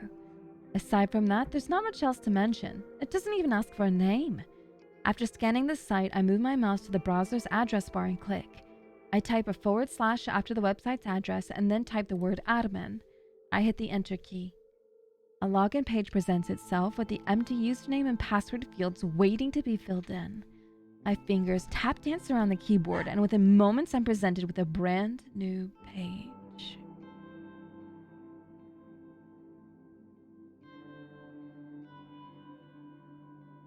A blinking slab of text greets me. One new request. A crooked smile cracks my stony expression. Finally! Somebody's requested a death. Somebody has asked me, Corpse Girl, to kill a victim. This is where things get exciting. I giggle and feel my cheeks flush red. This is the first request I've had in about a week. I've been logging in every evening, fingers crossed that somebody has elected a new victim for me. Today, my wish has come true. I can't help but feel emotional at a time like this. My lower lip trembles and I feel tears welling up. I dab the corners of my eyes gently to avoid smudging my makeup.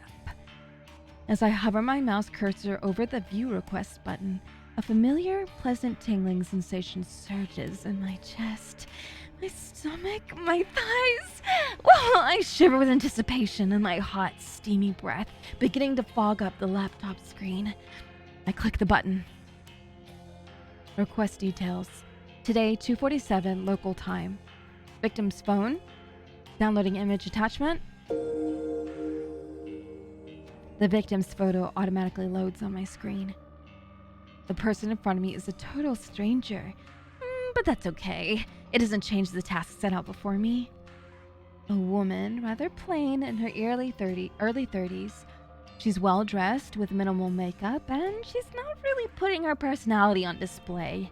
It's a nice photo, better quality than some of the images I've received in the past. In fact, the photo looks like a corporate ID picture. I wonder if it was downloaded from a company database or website. Well, the source of the photo doesn't matter. The simple fact of the matter is that somebody has made a request for this person to die. It falls to me to fulfill their request. And as Corpse Girl, I take requests very, very seriously. I have the victim's photo and I have her phone number.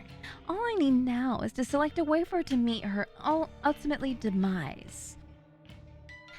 I've previously thought about including an extra field on my website, an option for the user to choose the way they want their victim to die. After all, it would reduce the amount of strain on my creativity if the method was decided for me. But after careful consideration, I decided against it. Some people are sick, twisted. The cause of death could be far beyond my means of impossible to achieve. Therefore, allowing the user to define the cause of death just isn't feasible. Instead, I'll stick to my current modus operandi. Everything depends on the quality of the victim's photo. If it's detailed and the victim features are easily distinguishable, then I can be rather creative with the cause of death. Perhaps the victim's face suffers grotesque burns, or she has an iron stake thrust into her skull. However, if the victim's photo is low quality and doesn't provide enough detail to identify the subject, I have to resort to the default cause of death. A terrible, unlucky fall from a great height. Maybe she slips, or maybe someone stumbles into her and sends her tumbling over a rail. The end result will be the same. A swift, crushing death from on high. The victim will end up face down on the concrete, completely unrecognizable, save for her clothes and accessories. It's not my favorite cause of death, but in some cases it is necessary. Regardless, it's still a valid way to fulfill the request. For now, it's time to get started. I can barely contain my excitement. I squirm against the couch, uncrossing my legs in a vain attempt to dissipate the heart rising through my body. Taking a deep breath, I calm my nerves and get to work. The victim will receive a photo of her own corpse, time-stamped with the date of her death. It's Corpse Girl's signature move. My calling card, if you will. Seeing an image of one's own disfigured corpse is sure to strike fear into one's heart. And that's precisely the reason I take this step. To make the victim panic and act rashly. First things first, I save the victim's photo to my laptop's hard drive. I store it in a folder discreetly named System Files, hidden away in the root directory of my operating system. A password-encrypted directory, of course. Next, I open up my favorite image editing software and load the photo. Looking carefully at the detail in the picture, I can see that this will be a work of art. I can really go to town with this request. I minimize the software, open my web browser, and access a particular website. The database of the deceased, the DD, as it's known on the dark web. My secret weapon. The ultimate resource for my work. The DD is a collection of countless high-resolution photographs of dead bodies. Murder victims, crime scenes, suicides. If somebody has died in one way or another, chances are good that some perverted individual has captured the moment in all of its glory. Such valuable images are essential to my work. Using these photos as a base, I can edit my victims' details into the picture. My process is simple. I start by locating the perfect corpse photo. I search the database, and in less than 2 minutes, I discover a disgustingly detailed photo of a woman with her entrails spilling from her stomach. Her face is blue. I'm so sorry. Please ignore that. They woke up and now they're playing. Her face is blue, having suffocated before even having a chance to bleed to death. She's about the same age as my victim. She's of a similar height and build. Finding a photo that specifically suits my victim's features is easy thanks to the DD's excellent catalog of tags and filters. I simply search for the keywords that match my victim's description and find a corpse that fits. Using this photo as a starting point, I digitally edit my victim's face onto the body. Bad hiccup. It's not some quick job that even a child can do. It's a painstakingly crafted work of art that would fool even the keenest eye. An hour passes, then 2, then 3. Before I know it, midnight has come and gone, but the work is nearing completion. All that remains is to add the final touches. I like to add specific distinguishable details to the image. A personal item or accessory. Clothes, makeup, you name it, and I can edit it in.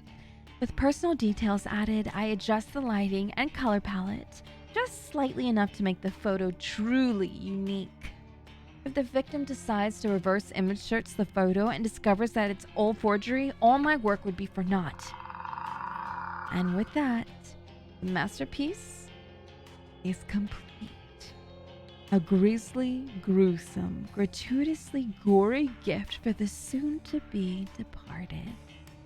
The victim will receive this photo of a corpse that is, for all intents and purposes, a perfect replica of her own physical form. She will open the image on her phone and the life she once knew will crumble to pieces. My lips curl into a satisfied smirk. During my hours of work, my breathing eventually steadied. My excited nerves settled into a zen-like calm. But, seeing the finished art piece now, I begin to feel my heart pounding once more. The macabre version before me is exhilarating. Adrenaline and dopamine surge throughout my body, giving me a sudden head rush of bliss. To say that I'm attracted to the sight of blood and guts would be misleading. No, I'm not into that at all. It's the excitement that stems from the thought of taking control of somebody else's life, dictating their future, controlling their fate. For with the creation of this image, I've taken the victim's life into my own hands, like a puppet master pulling the strings of a marionette. By forging this convincing creation, I will compel the victim to take their own life. That's right. My own hands need not become stained. The hands of Corpse Girl have never been dirtied with the blood of a victim. This is the true nature of my work. Carefully crafting corpse photos in such a way to convince the victim that their fate is already sealed. That no matter what they do, they cannot escape the death that awaits them. And the date stamped on the photo was the icing on the cake, the ultimate driving force behind the victim choosing to end their own life. A date so near in the future, a time that has not yet occurred, a fiber of uncertainty carefully interwoven into the image that causes the victim to pause and consider the possibilities. Is this photo from the future? Is this truly my fate? How can I outrun a future that's been pre-decided? These are the thoughts that run through a victim's mind. Despair and dread flood the senses. Overwhelming anxiety gives way to calm acceptance. This is my dead body. This is how I die. Why should I fight it? And when the victim's last vestige of resonance gently breaks like a silk spiderweb being torn by a cool breeze, they finally give in. They invite their end. This is the way it'll go down for this woman, this complete and total stranger. I'm confident, certain, convinced.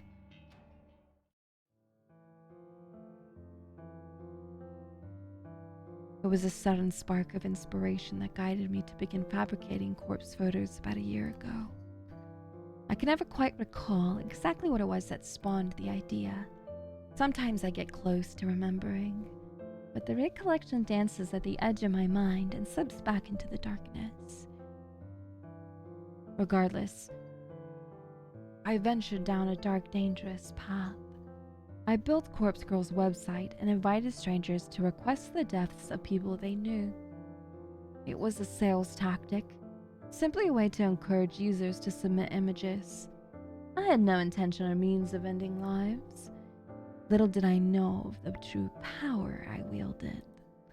I only intended to create corpse photos and send them to people for fun. I wanted to startle and scare some unsuspecting fools. It would be a lie to claim that I didn't get off on it. The thought of people shrieking in fear at the sight of their own corpse was more than delicious. It sated my budding lust. It filled a dark hole in the depths of my soul and gave me purpose.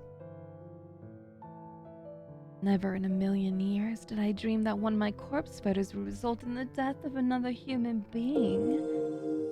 I'll never forget her name. Ruri Hatano, 20-something, slim, gorgeous, eyes that took my breath away the moment I gazed upon her portrait.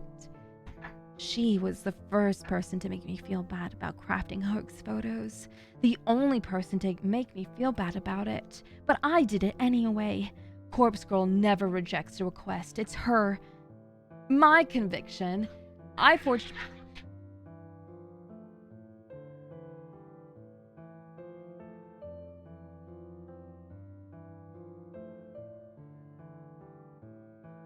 forged a beautiful rendition of her death. Thanks to some rather macabre source photos obtained via the database of the deceased, I strung Ruri's corpse up in a field like a ghoulish scarecrow. The photo was incredible. It was my 5th or 6th work. The 5th or 6th time a user of Corpse Girl's website requested a death. Ruri Hatano died just hours after receiving the photo. I don't know why. I don't know if she killed herself or if someone murdered her, but I know one thing. Ruri Hatano's body, her real body, was found in a field, hanging like a scarecrow, surrounded by crows. Her eyes had been gouged out of her skull, and her stiff fingers clutched her phone tightly. According to the news report, her phone displayed a familiar image, the very image I created of her corpse. When I first learned of Ruri's death, I was overcome with varying emotions. I felt sick, elated, disgusted, overjoyed, depressed, aroused. Had I somehow caused her death? Was Corpse Girl responsible for taking a life? Even though my hands weren't stained with blood, I still felt responsible. A lurid truth descended upon me in that moment. Corpse Girl held the power to end lives. And the more I dwelled on that fact, the more obvious it became to me. I began to feel that power pulsing through my veins, thrumming in my blood as my heart pumped and pounded within my chest. I can't explain how the power works, and I don't know why I have it, but somehow the corpse photos I create can compel a victim to end their own life, or compel someone else to end it for them. Rui died in the way that I envisioned. Her dead body matched the fake corpse photo I painstakingly crafted. And I didn't even have to leave the safety and comfort of my apartment to ensure her death. Corpse Girl's power is real, extraordinary, and I vowed to exercise that power as frequently as possible. Rui Hatano died last year. Since then, I've been chasing that rush, that thrill that comes with snuffing out a soul. It wasn't hard to grow the popularity of Corpse Girl's website after that incident. Particularly dark corners of the internet gobbed up the news with enthusiasm, and the site saw an influx of new visitors. And, on a few occasions, I've even overheard people in the real world whispering about the mysterious website that lets you request a death. I've crafted corpse photos for dozens of requests.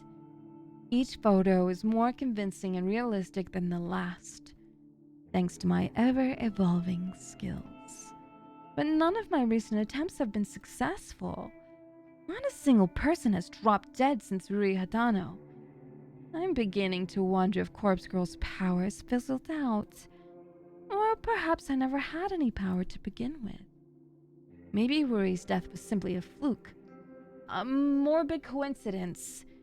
I've spent countless hours doubting myself, doubting Corpse Girl.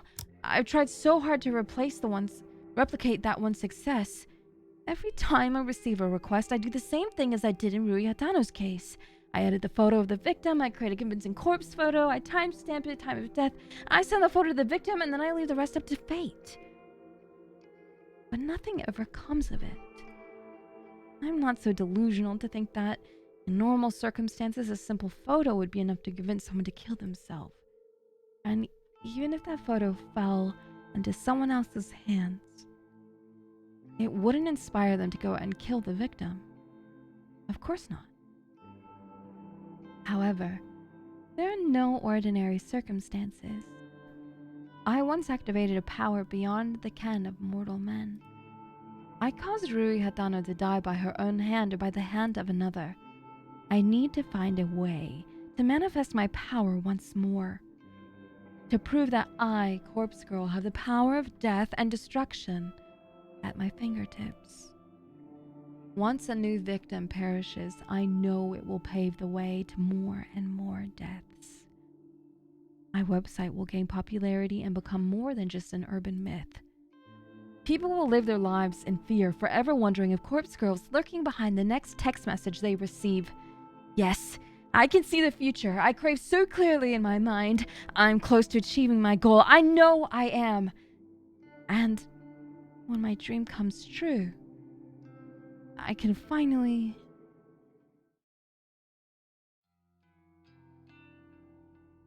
Tuesday morning, May 26th.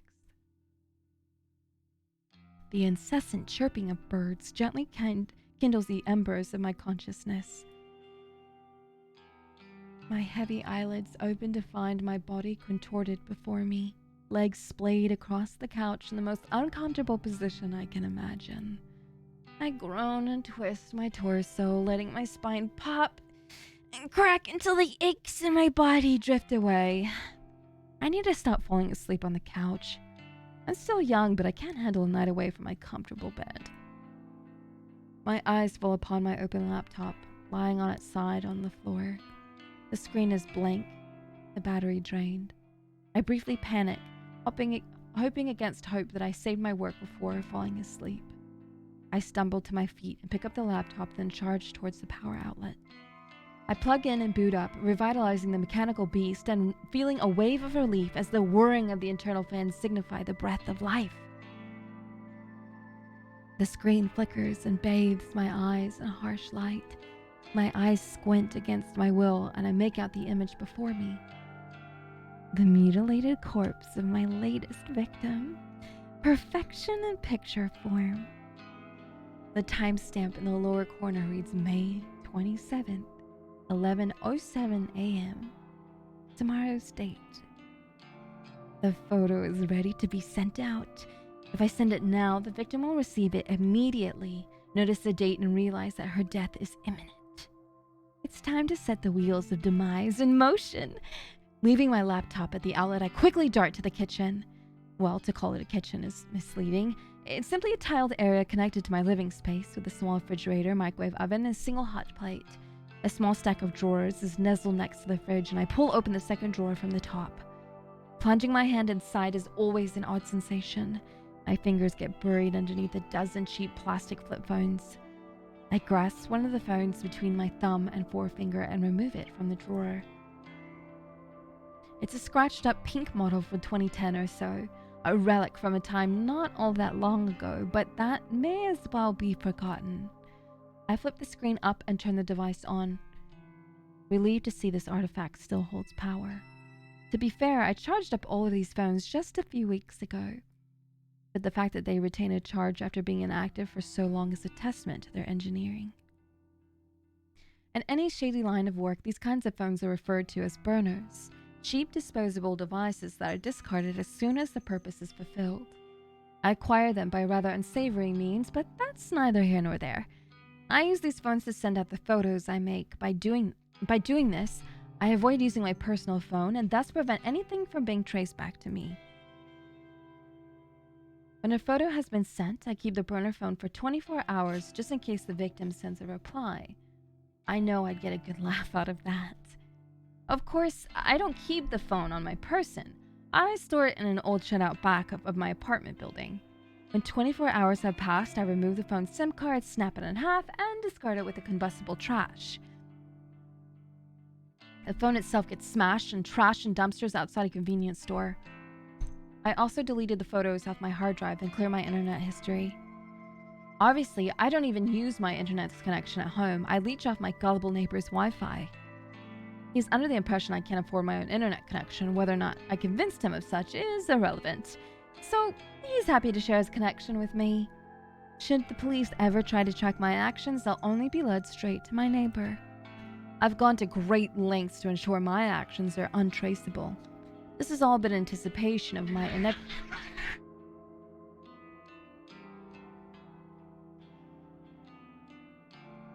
I am sorry.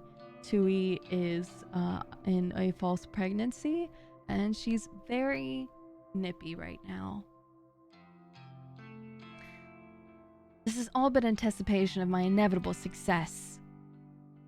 Looking down at the pink phone in my hand, I clear my mind and focus on the task ahead of me. The photos transferred easily from my laptop to the burner phone. Once complete, I open the text messaging app and enter the victim's phone number.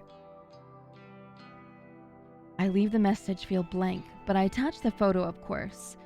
The victim will receive an empty text message from an unknown number with only an image attached. The message is just about ready to send, but there's one more flourish I'd like to add. I open a particular app I previously downloaded to every burner phone. It's simply called Number Mask, and it's one of the most ingenious apps I've ever used. The app asks for the number I want to use. I punch in my memorized trademark, 66633 66622 66644 666. Now, when I send a text message, the receiver will see these numbers appear on the caller ID. Not only does it mask the burner's real phone number, but it's an extra calling card to help boost my infamy. I smirk, my thumb hovering over the send message button. This is it. This is going to be my long-awaited victory. The second victim to end up dead. I just know it. This is the stepping stone to my success. The second of many bodies that will pave the way to my glory. I send the message.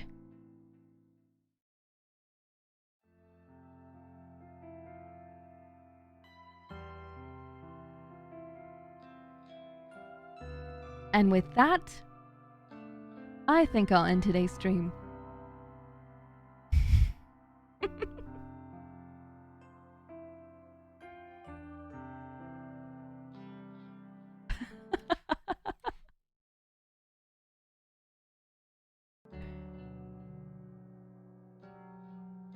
You guys enjoy it?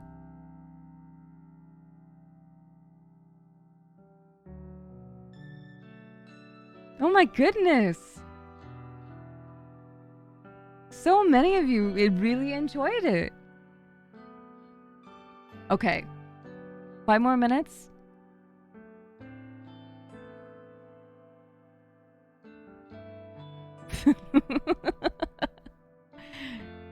Oh my gosh, I love the like awoke veg with the popcorn.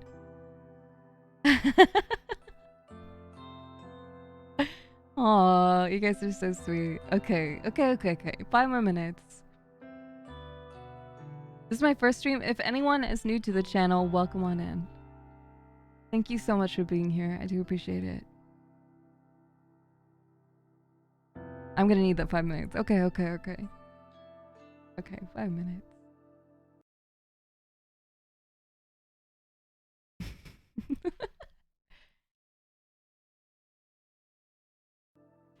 I arrive at work on time, just as usual. My handbag is heavy with the weight of several cans of coffee, hopefully enough to help me power through the day after having such a late night. I can't help but yawn loudly as I wait for the elevator in the lobby. Just before the elevator doors open, my phone starts to ring. I step aside to answer a call. Hey.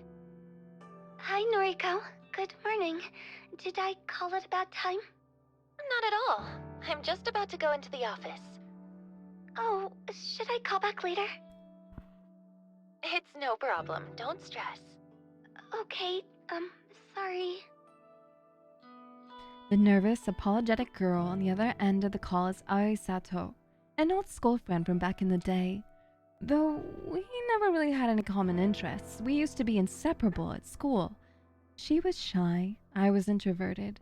It was a combination that worked in our favor, even if our conversations were a little on the boring side.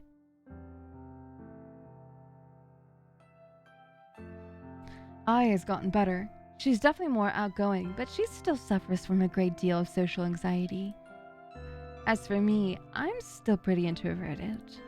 My tolerance for being around other people has improved a bit, but I do prefer solitude, and visiting places I've never been to before puts me on edge. To call Aoi my best friend would be accurate. She's my closest confidant. Even so, she knows nothing about my part-time masquerading as corpse girl. No one does. And I plan to keep it that way. So, Aoi, what did you want to talk about? Well, you see, that guy at work is still bothering me, and I wanted to see if you had any more advice for me. Ah, jeez. The older guy that always hits on you? Yeah. What a creep. You're 19, for God's sake. He must be, what, 50? I think he's 52. You know his actual age? Um, Well, whatever. If he's still bothering you, you have to take a stand. He's not your coworker, right? Just a regular customer? that's right. Then tell your manager. Have him banned from the venue. I can't talk to the manager. I don't want to cause trouble for the company. Jeez, girl. Sometimes you need to stand on your own 2 feet. I know. Well, if talking to the manager is out of the question, then you need to be firm with the creep. Tell him you won't stand for being groped anymore. His behavior is simply unacceptable, and if he won't change, you won't serve him anymore. He's scary, Noriko. I don't know if I can confront him like that. He's always drunk. Even before he comes into the place. I try not to serve him too much, but... Are you sure you can't quit that stupid job? Working at a maid cafe really doesn't suit you at all. I thought you wanted a government position. I do. I want to work in a cozy office, kind of like you, but you know I don't have any qualifications. Why don't I see if there's anything open here? Maybe Shinya can help out. He got me this job, remember? Shinya, maybe. He was always a nice guy, right? He's super nice. Stick in the mud, but a nice one.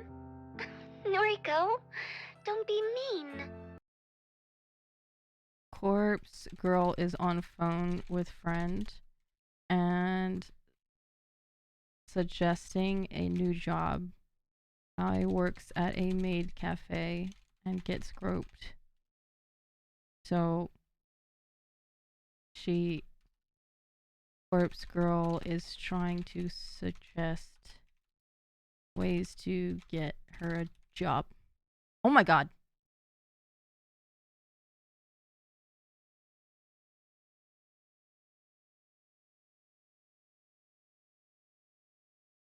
Wow, thank you so much. I saw someone that really wanted one as well, and they were watching ads quite kindly, so I will help too. Laughing man, what the heck? Thank you so much. It was very, very, very, very, very kind of you. That's so many. Oh, thank you. That is a lot. Um. Oh, oh. Thank you. Thank you so much.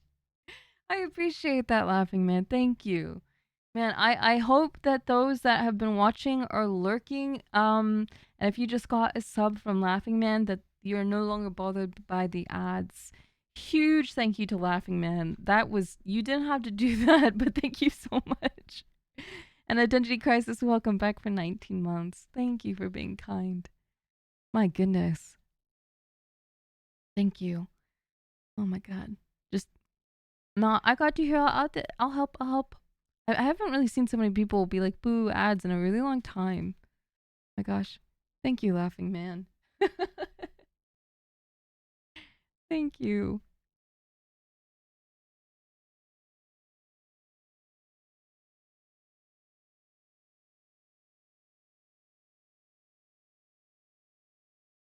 Oh, don't do that. Don't give me that look of, oh my god, hee hee. You have the worst look on your face right now. What is that? What have you been? Okay.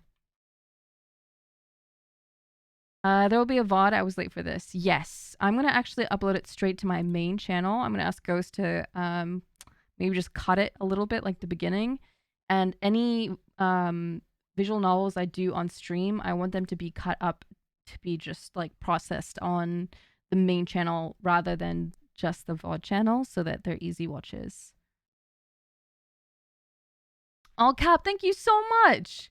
Thank you so much for gifting those as well. Thank you. Thank you so much. Thank you. Thank you.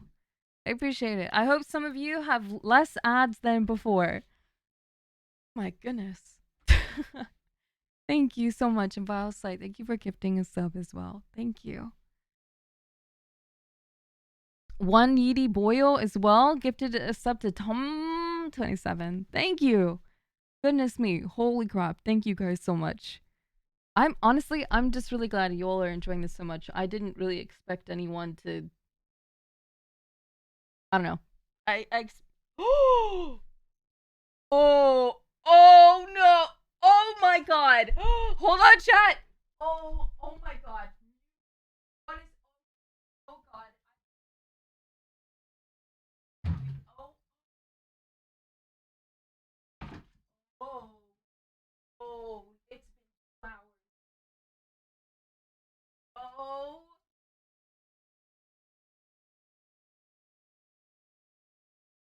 I have to catch them.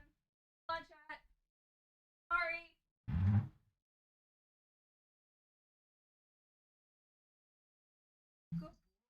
It's okay.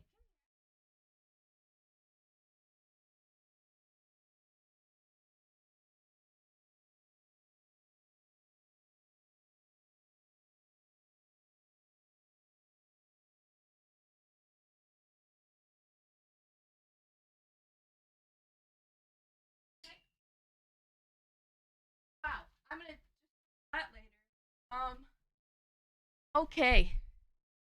Yeah, there is an entire chunk about the size of my leg from the couch ripped off. It's from under the couch, but wow.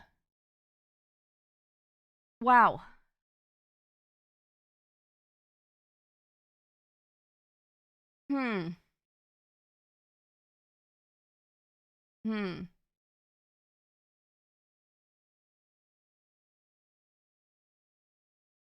I need to see if it's just the padding underneath or if it's the actual padding in the couch.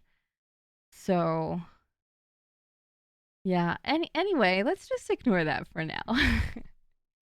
I've been trying to give them a little bit more freedom, but it seems that Tui's the only one that can handle the freedom right now, and I need to just be sure Tyr is put away during the streams. So, anyway, let us continue. Yeah. You want me to ask? Yes, please. If it's no trouble. It's no trouble. I'll talk to Shinya. Then maybe you can quit that crappy job and come work with me. Oh, that really does sound wonderful. Thank you, Noriko. I'd be so lost without you. Don't be silly. You're amazing, Aoi. Leave this. Thank you. I end the call and heave a sigh. Having to go and ask Shinya about a job actually is a pain in the ass, but I'd never meant that to Aoi. I want to help the poor girl. I really do. I'd do nearly anything for her. The elevator arrives at the lobby and I step inside as soon as the doors open. Good morning, Kurosawa. Ah, Fujikawa. Good morning. Shinya takes me by surprise as I exit the elevator. Has he been waiting for me here? I wanted to catch you before we sit down to work. I sent you another friend request. Can you make sure you got it this time? Oh, yeah. Okay.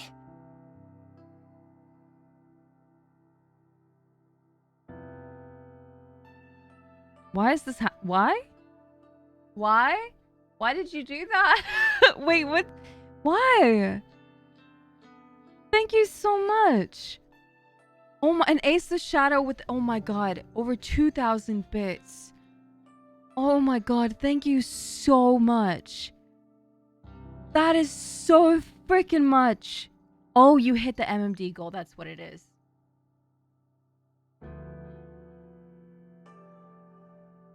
Okay.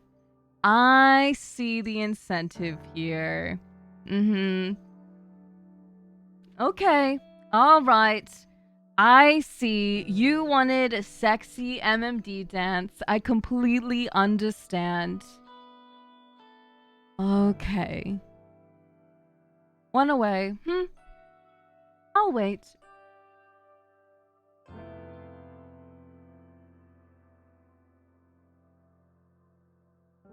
Adelos, thank you. Thank you so much. Thank you, everyone, especially Laughing Man. I still don't understand why you enjoy this channel so much, but I appreciate you a lot. Thank you so much. Thank you, thank you, thank you, thank you. And hi, Uick! How are you doing today? I'm just glad that you guys are enjoying the reading. Thank you. I hope some of you guys can now enjoy this without ads. Thank you, Laughing Man. What am I supposed to do when he puts me on a spot like this? I try not to groan as I get my phone out and open up noise. It's impossible to hide my screen from Shinya's piercing gaze. Well, what do you know? I have a new friend request. Oh, great. It worked this time. Go ahead and accept it, please. Yeah, sure thing. I hesitantly accept the request. A little fireworks animation pops on the screen with a celebratory message about making a new friend. Yay! Looks like we're officially friends now. So, can I call you Noriko from now on? Yay! I've never cared much for formalities. I try to adhere to them in the workplace, but honestly, I don't care if people refer to me by my first or last name, regardless of whether they're friends or not. That's fine. You can call me Noriko. Shinya's eyes light up. That seems to have made the boy happy. Thank you! Oh, you can call me Shinya, of course. Shinya. Hey, we've known each other since junior high, right? Shouldn't we have been on a first-name basis anyway? Yes, that's true, but we're in the office now, you know? It wouldn't do if you started working here and called me Shinya right away. I suppose. Anyway, I'm really glad we're proper friends now, Noriko. Maybe we can get a coffee sometime. I can't help but feel he's trying to push his luck as far as it will go. Any suspicions I had about him having a crush on me are now confirmed. I brush a stray lock of hair out of my face and smile as sweetly as I can while I change the subject. Hey, actually, I wanted to ask you something. Are there any more temp jobs available here right now? Temp jobs, huh? Are you looking to pick up extra hours? No, not exactly. I'm asking for a friend who needs a new job. A friend of Noriko's. Well, let's see. We pretty much always have data entry roles up for grabs. Unless your friend wants something more interesting? Do they have any particular qualifications? Not really. Data entry is more than fine. Actually, you already know who I'm talking about. Remember Aoi Sato? Aoi Sato. Yes, I think I do remember her. That really shy girl from our school days, correct? That's her, yeah. Wow. I never knew you were still in touch with school friends, Noriko. Aoi's probably the only one. We're fairly close. Is that so? As for me, I don't really have any friends from back then. Shinya's heartbreaking confession doesn't surprise me too much. He doesn't strike me as the type of person to have many friends at all. Sure, I'm the same, but... But what am I saying? We're friends now. So I guess I do keep in touch with school friends. Yeah, I guess so. Hey, I'll ask my superior if we can get Sato an interview. Is that okay? I'd really appreciate that. Thank you, Shinya. No problem. Leave it to me. He gives me an awkward salute before skipping away. Our little exchange has obviously made him pretty happy. For some reason, something that Tomoe Watanabe said yesterday pops into my head. She mentioned that I'm leading Shinya on, but that's not true. Is it? I shake the thought out of my head. I'm just being nice to him. That's not wrong, is it? I take my seat at my desk and perform my morning ritual. From my handbag, I retrieve my headphones, coffee, and breath mints. Computer on, music playing, coffee open. My fingers tap rhythmically against the keyboard, and I slip into the usual workday trance.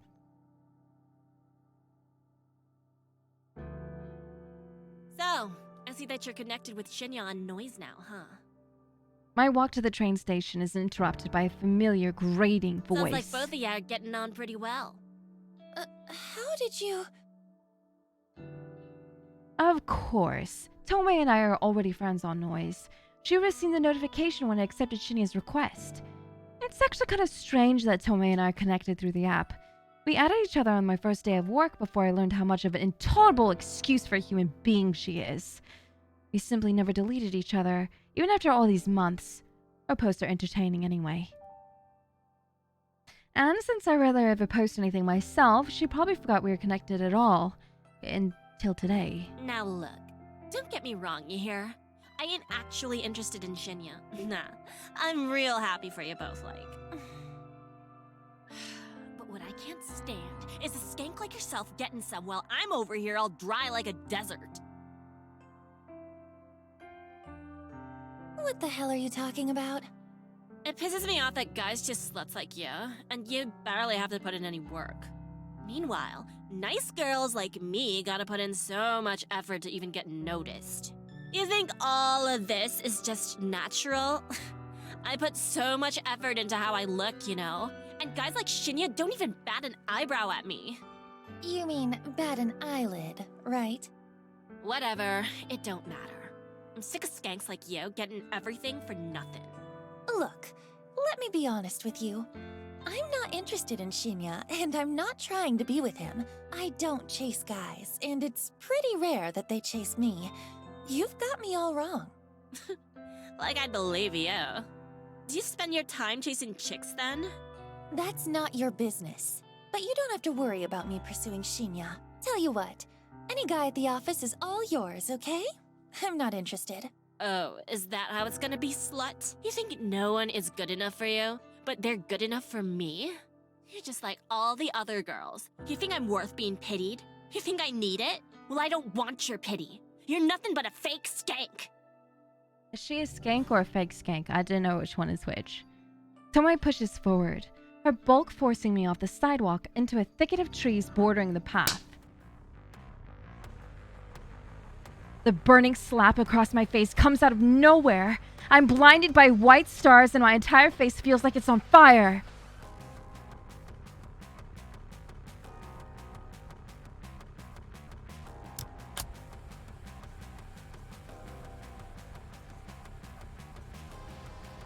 And with that, we'll leave it until next time.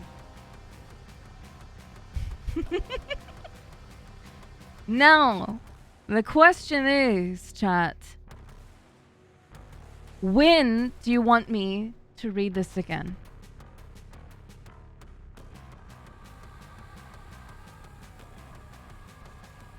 ASAP. ASAP. Also, Sterling, welcome to the community. Tomorrow? But tomorrow is supposed to be VR. Do you guys want this instead? Ghost, thank you so much. And Soldier, welcome back. Oh my gosh. Oh my gosh.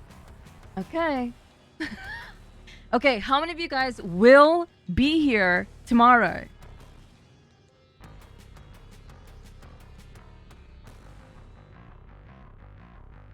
You guys remember the time it starts?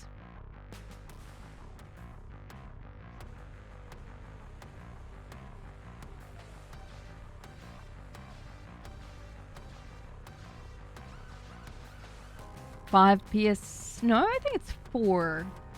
4 PST, I'm almost certain. How many of you guys feel like 4 PST is A-okay with you?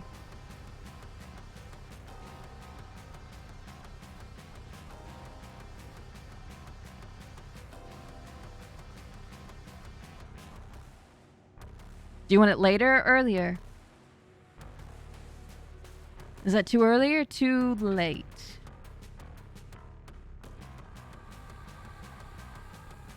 I see what you're saying, Clux, by the way. Don't think I'm ignoring you. Later? Alright, how about we do 5 PST?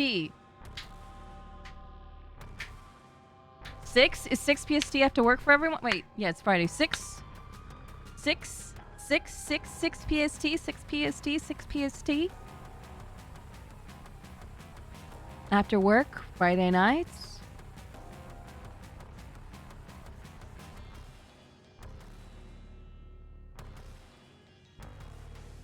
Laughing Man could do it earlier. This time the stream I will try my best to make it minimum 3 hours. This is my off day, so I didn't want to do too much. But it would be a kind of a normal stream time tomorrow, and we'd probably, now that we're past the beginning bits of the game, we'd get into the bulk of it tomorrow.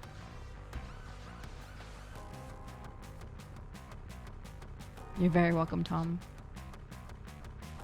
All right, let's keep it at 5, nice and even. 5 PST tomorrow. I will post on Twitter. I'm sorry that I can't read any more. It's more of I just want to ensure, 1, that I take time off today, and 2, I have my Japanese lesson in like an hour. So I will see what Ghost is doing. He might be busy, but I'll see if he can upload the VOD tonight, if not tomorrow, so everyone can catch up. But yes, thank you so much, you guys, for being here. Thank you so much for giving this a chance. I know visual novels are not games or just chatting, but I really like reading, and this seems like such a fun story. So, and there's so much lovely engagement, and you guys were quite excited. So that makes me really, really happy. Definitely a huge W. I'm quite excited. So thank you, everyone, for being here and listening and watching. Let's see who I can bring you guys to. Ooh, I know who I'm rating. All right. And with that, I bid you guys adieu. And I will see you guys tomorrow at what time, everyone? What time? 5. 5 PST. 5. 5 PST. Also, hi, Zuzo. All right. I will see you guys tomorrow. Thank you for being here. Bye bye.